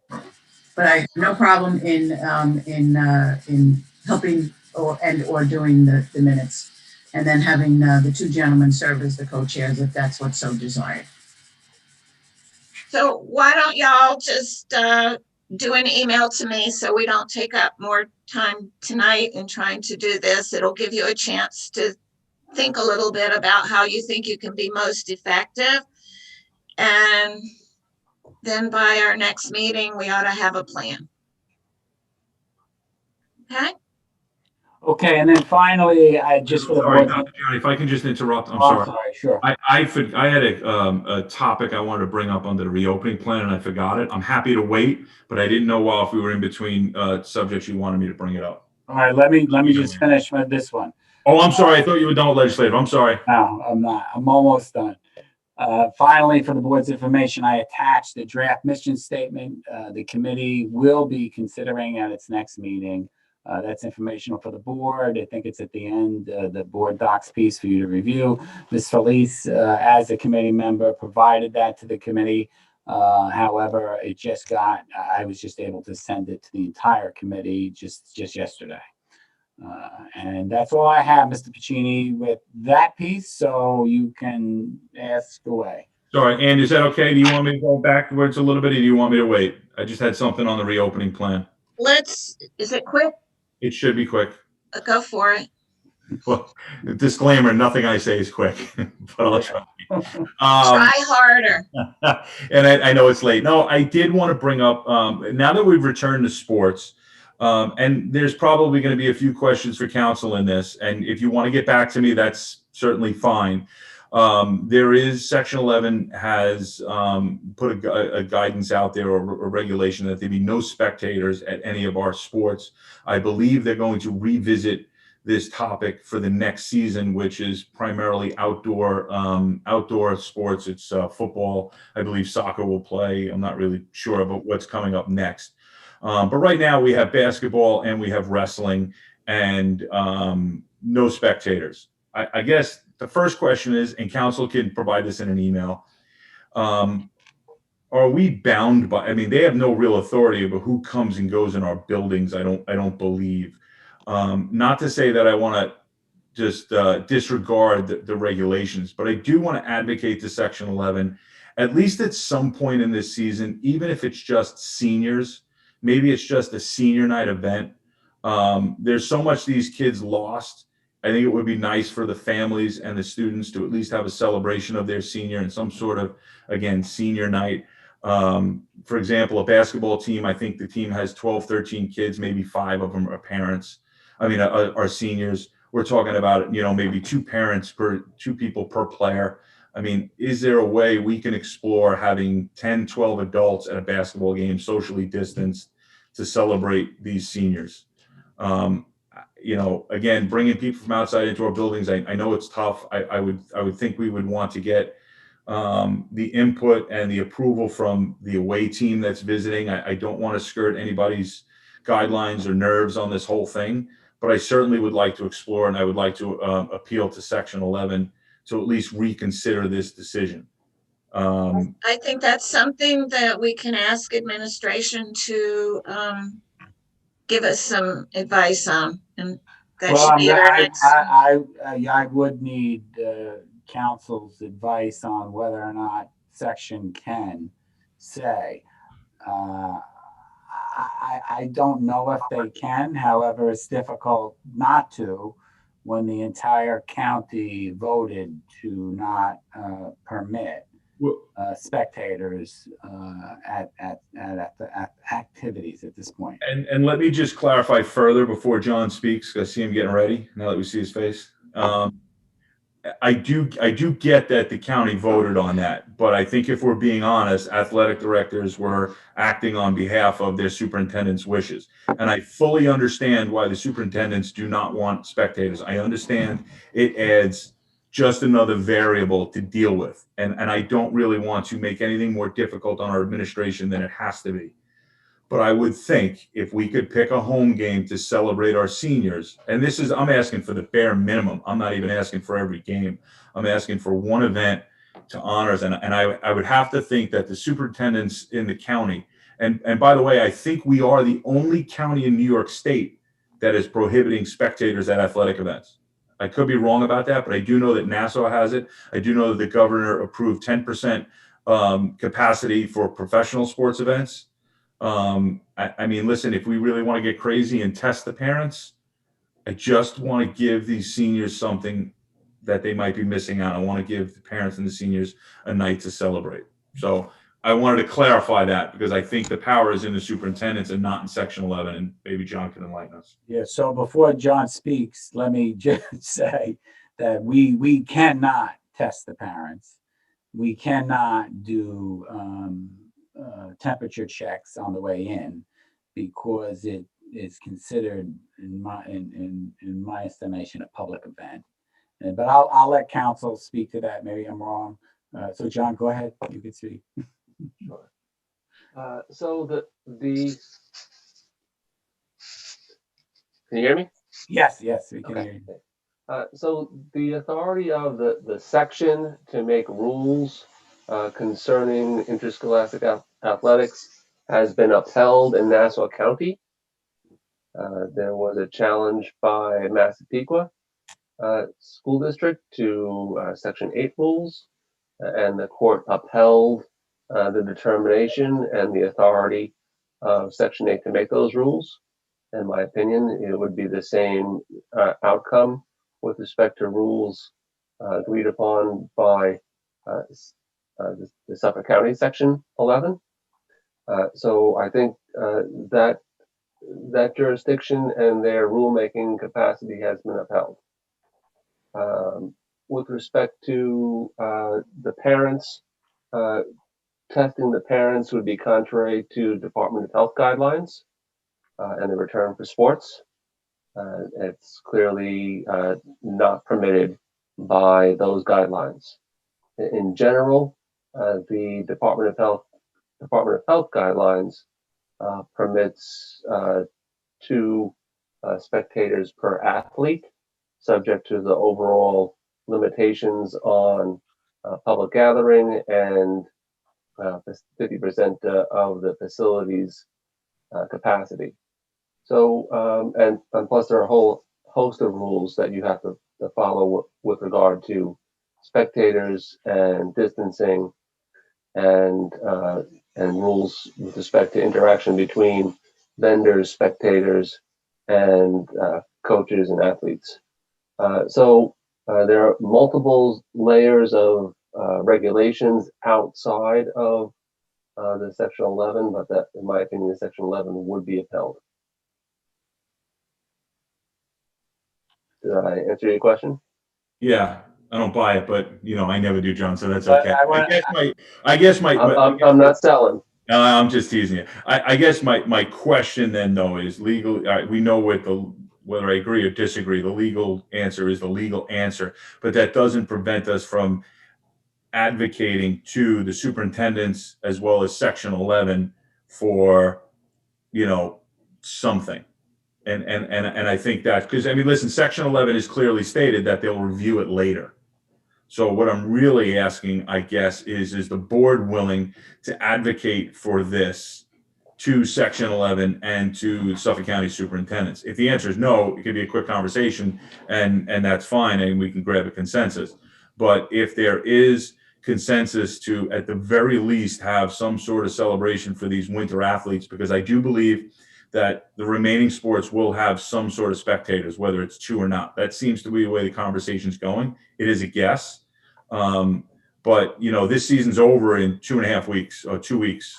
So, time is of the essence if we want to try to accommodate this. And I think it would be a really nice thing for our families and our seniors to have something. I mean, it was great watching my kid play on YouTube tonight. I'm gonna be honest with you. I enjoyed it more than I thought I would. The comforts of my own home, but I would have much rather been screaming in the stands. But, when you have a child go through, their athletic career through school, and to not have that culminating event of a senior night, to be there and watch them, I think is tough on the athletes, tough on the parents. So if the board agrees and we can have some advocacy efforts with Section 11 and with the Superintendent's Association, I and many senior parents would probably appreciate it. If not, we can move on. It's getting late. Well, Chris's suggestion is something that I think I could support. I don't mind if we write a letter to them. I don't know if it'll change anything or get done in time, but I have no problem with that. I think that we brought this up the last time, and I agree, because I had asked if there was going to be spectators. I didn't think that there was going to be any. I have no problem with trying to advocate for spectators. I know that once we get to the outdoor sports, we'll probably have at least one spectator, or in hopes to have one spectator. I have no problem doing it. I know that it's getting late, so. All right, I've got 1, 2, 3, 4 people who have no problem with writing a letter. So I'd say there's another one. I think the consensus of the board would be write a letter. Mr. Pacini, you're drafted to write the letter. Happy to. Think you need to run it by a second set of eyes before you send it. Who wants to volunteer to do that? Yeah, well, Ms. Aruda. Yeah. And then Okay. Dr. Gianni, I'll need contact information if you think this should go directly to Superintendent's Association. I don't know how to reach the superintendents, but I mean, also I can get Section 11, but I do think we should advocate something directly to superintendents, because I do believe that this decision rests solely with the superintendents of each individual school. I can do that with my Thank you. group. Okay. Okay. Now, can we go back to our We'll move on. Sure. So, audit committee? yes, our final item for discussion. Following up on an inquiry of a trustee concerning attendance at meetings of the audit committee for trustees who are not members of the audit committee, the board may wish to consider the following resolution authorizing non-member trustees to attend meetings of the audit committee as per board policy 5572. District Council has prepared the following resolution, and I offer it for the board's discussion and consideration. It was in. Yep, it's in It's board doc. available to us for review. I read it. I thought it satisfied all the concerns that I've heard about this committee, and making the meeting open then to other board members. So I'm going to support it. Is there any, do you want us to have more discussion, or you want us just to No, I take a put it on the motion? table. Get a motion to approve. All right, is there a motion? I'll make the motion to approve, and I thank you very much for the effort. Okay, Ms. Felice made the motion, a second by Ms. Ancona. No more discussion, because I don't see anybody asking questions. So all in favor, raise your hand, and this looks like I have everybody but Mr. Yes, I have everybody, so it's unanimously approved. Okay, thank you. Thank you. And moving on to curriculum items. Administration recommends approval of curriculum items reflected in Schedule G1 and G2. Is there a motion to approve items G1 and G2? Ms. Aruda, a second by Ms. Ancona. Questions or discussion? Seeing none, all in favor? Again, I have all hands were raised, so it's unanimously approved. And moving on to personnel, administration recommends approval of personnel changes reflected in schedules H1 through H6. Is there a motion to approve H1 through H6? I see Mr. Parker made the motion. Is there a second? Ms. Aruda, questions or discussions? Seeing none, all in favor? I have all 7 hands are raised, so it's unanimously approved. And moving on to business, administration recommends approval of business items reflected in schedules I1 through I8.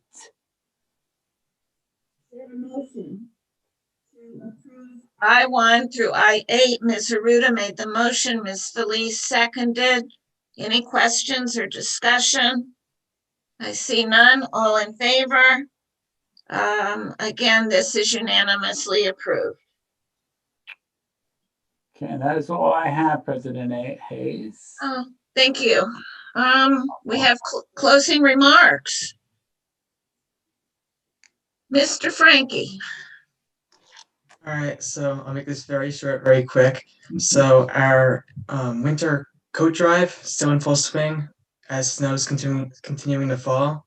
If the community can come together and consider bringing hats, mittens, jackets, or warm clothing items to the high school spread security desk, that would be awesome because anything does help.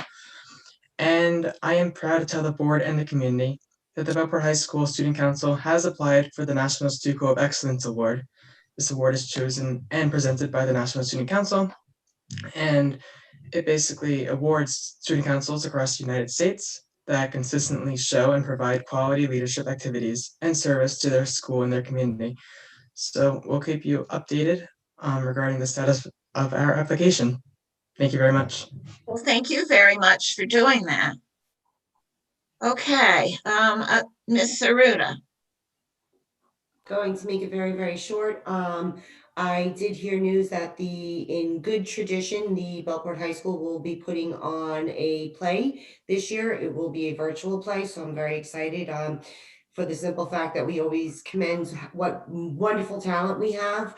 My request is to administration to seek out what they may need. Obviously, this is definitely uncharted territory for them. And I feel as though they may need help from administration, whether it be financially or whatever. So I'm asking you, Dr. Gianni, if you could reach out to Ms. Hartman and those that are putting on the play and see what we can do to help them so that we can have another successful year. Absolutely. I know that Ms. Hartman has already been in touch with and in speaking with Ms. Costa with regard to this plan. Glad to hear it. Thank you. You're welcome. Any other closing remarks? Mr. Trent. Thank you. After reviewing the information about student performance, I'm requesting a more specifically detailed version of this data. I would like a specified version of core classes, English, math, social studies, and science, regardless of student classification, to determine the percentage of students that passed and failed in those areas. Although I find the elective data vital, we must see how the content areas may affect graduation rates. Moving forward, I plan to request this data at the end of each quarter. Lastly, I noticed in the staffing seniority list, Mr. Sodi is listed as data management. Can you explain that role? That is an email I sent to Dr. Gianni and the board about 2 weeks ago, and I have not heard a response. So I will send that email again, and I will look for a response to that. And that's all I have. So just to clarify, Mr. Trent, that request is different than what you clarified with me earlier about core classes, students failing. Say it again.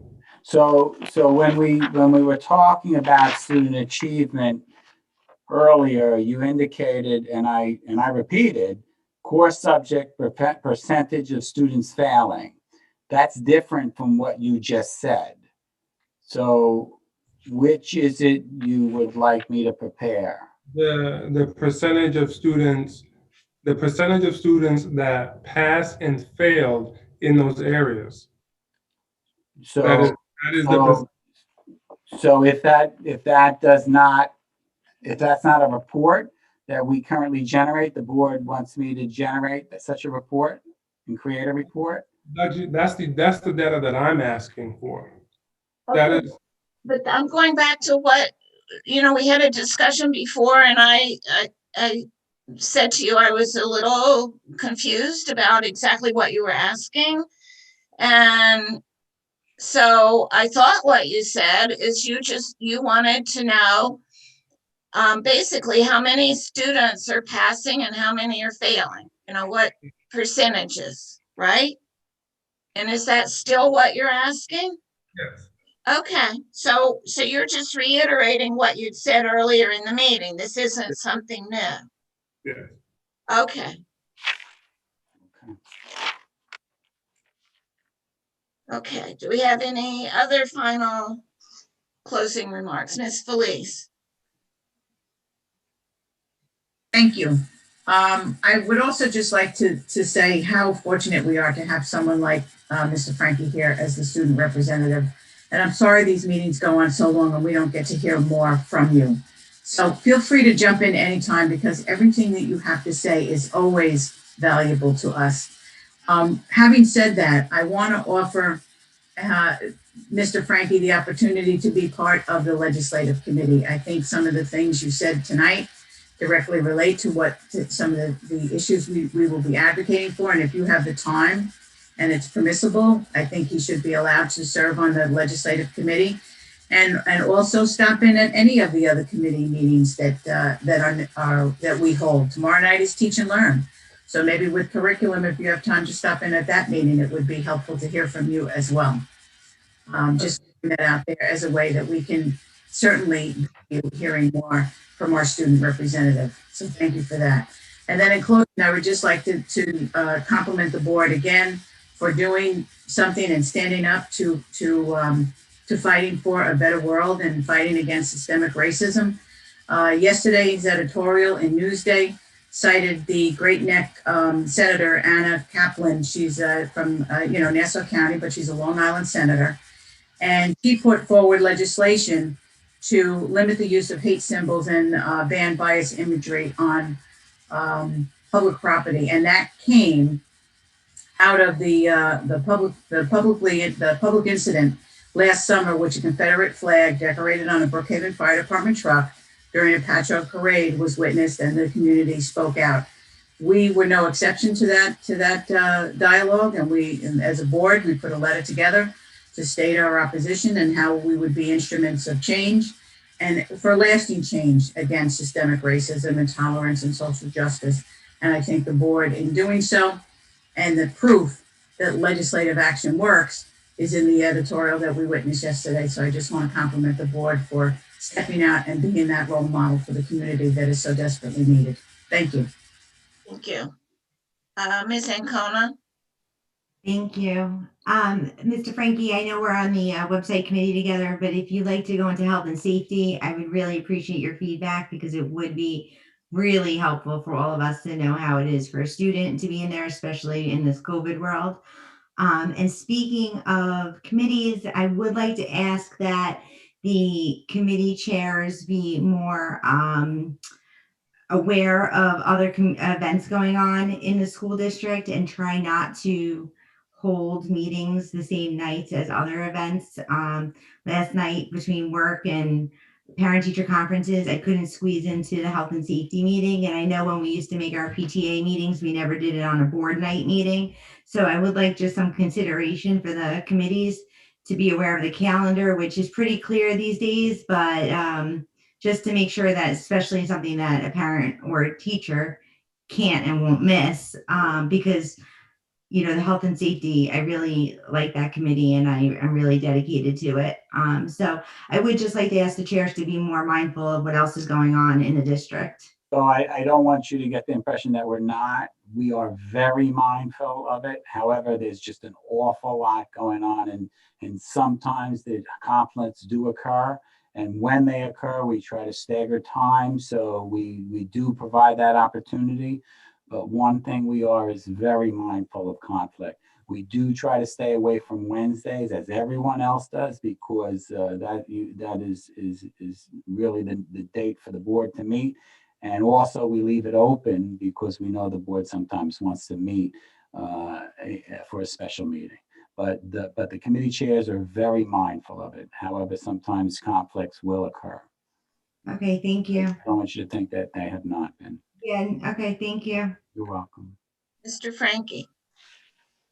So very quickly on that, if you allow me, Madam President, can Dr. Gianni send me emails with the links to whatever committees you guys would want me to partake in? And if I can show up to that meeting, I can just hop right in to the Zoom. Is that possible? Or Sure. So I know you're getting the legislative committee ones. So those you'll continue to get. The advisory committee ones, I would have to have the chairs share with you, which we can, and you can certainly participate in those. If you go on the Board of Ed section of the website, it does list the committees and the people who are on them, and there's even a schedule of meetings. So that might help you a little bit with your calendar. And while we're on the topic of advisory committees, if anybody is aware of parents, I'm not sure if there are any parent spaces available on any committees right now, but there are some community member spaces. And a community member is someone defined as a person who lives in the district, who doesn't work for the district, and who does not have a child in the district. So if you know of any community people who would like to serve on advisory committees, I think there are a number of slots available. So just keep that in mind as you're talking to people. Any other closing remarks? Then I need a motion to adjourn. It's Mr. Trent, and it's seconded by Ms. Ancona. And all in favor, and it's unanimous. And thank you very much. Thank you for the meeting. Right. Sure.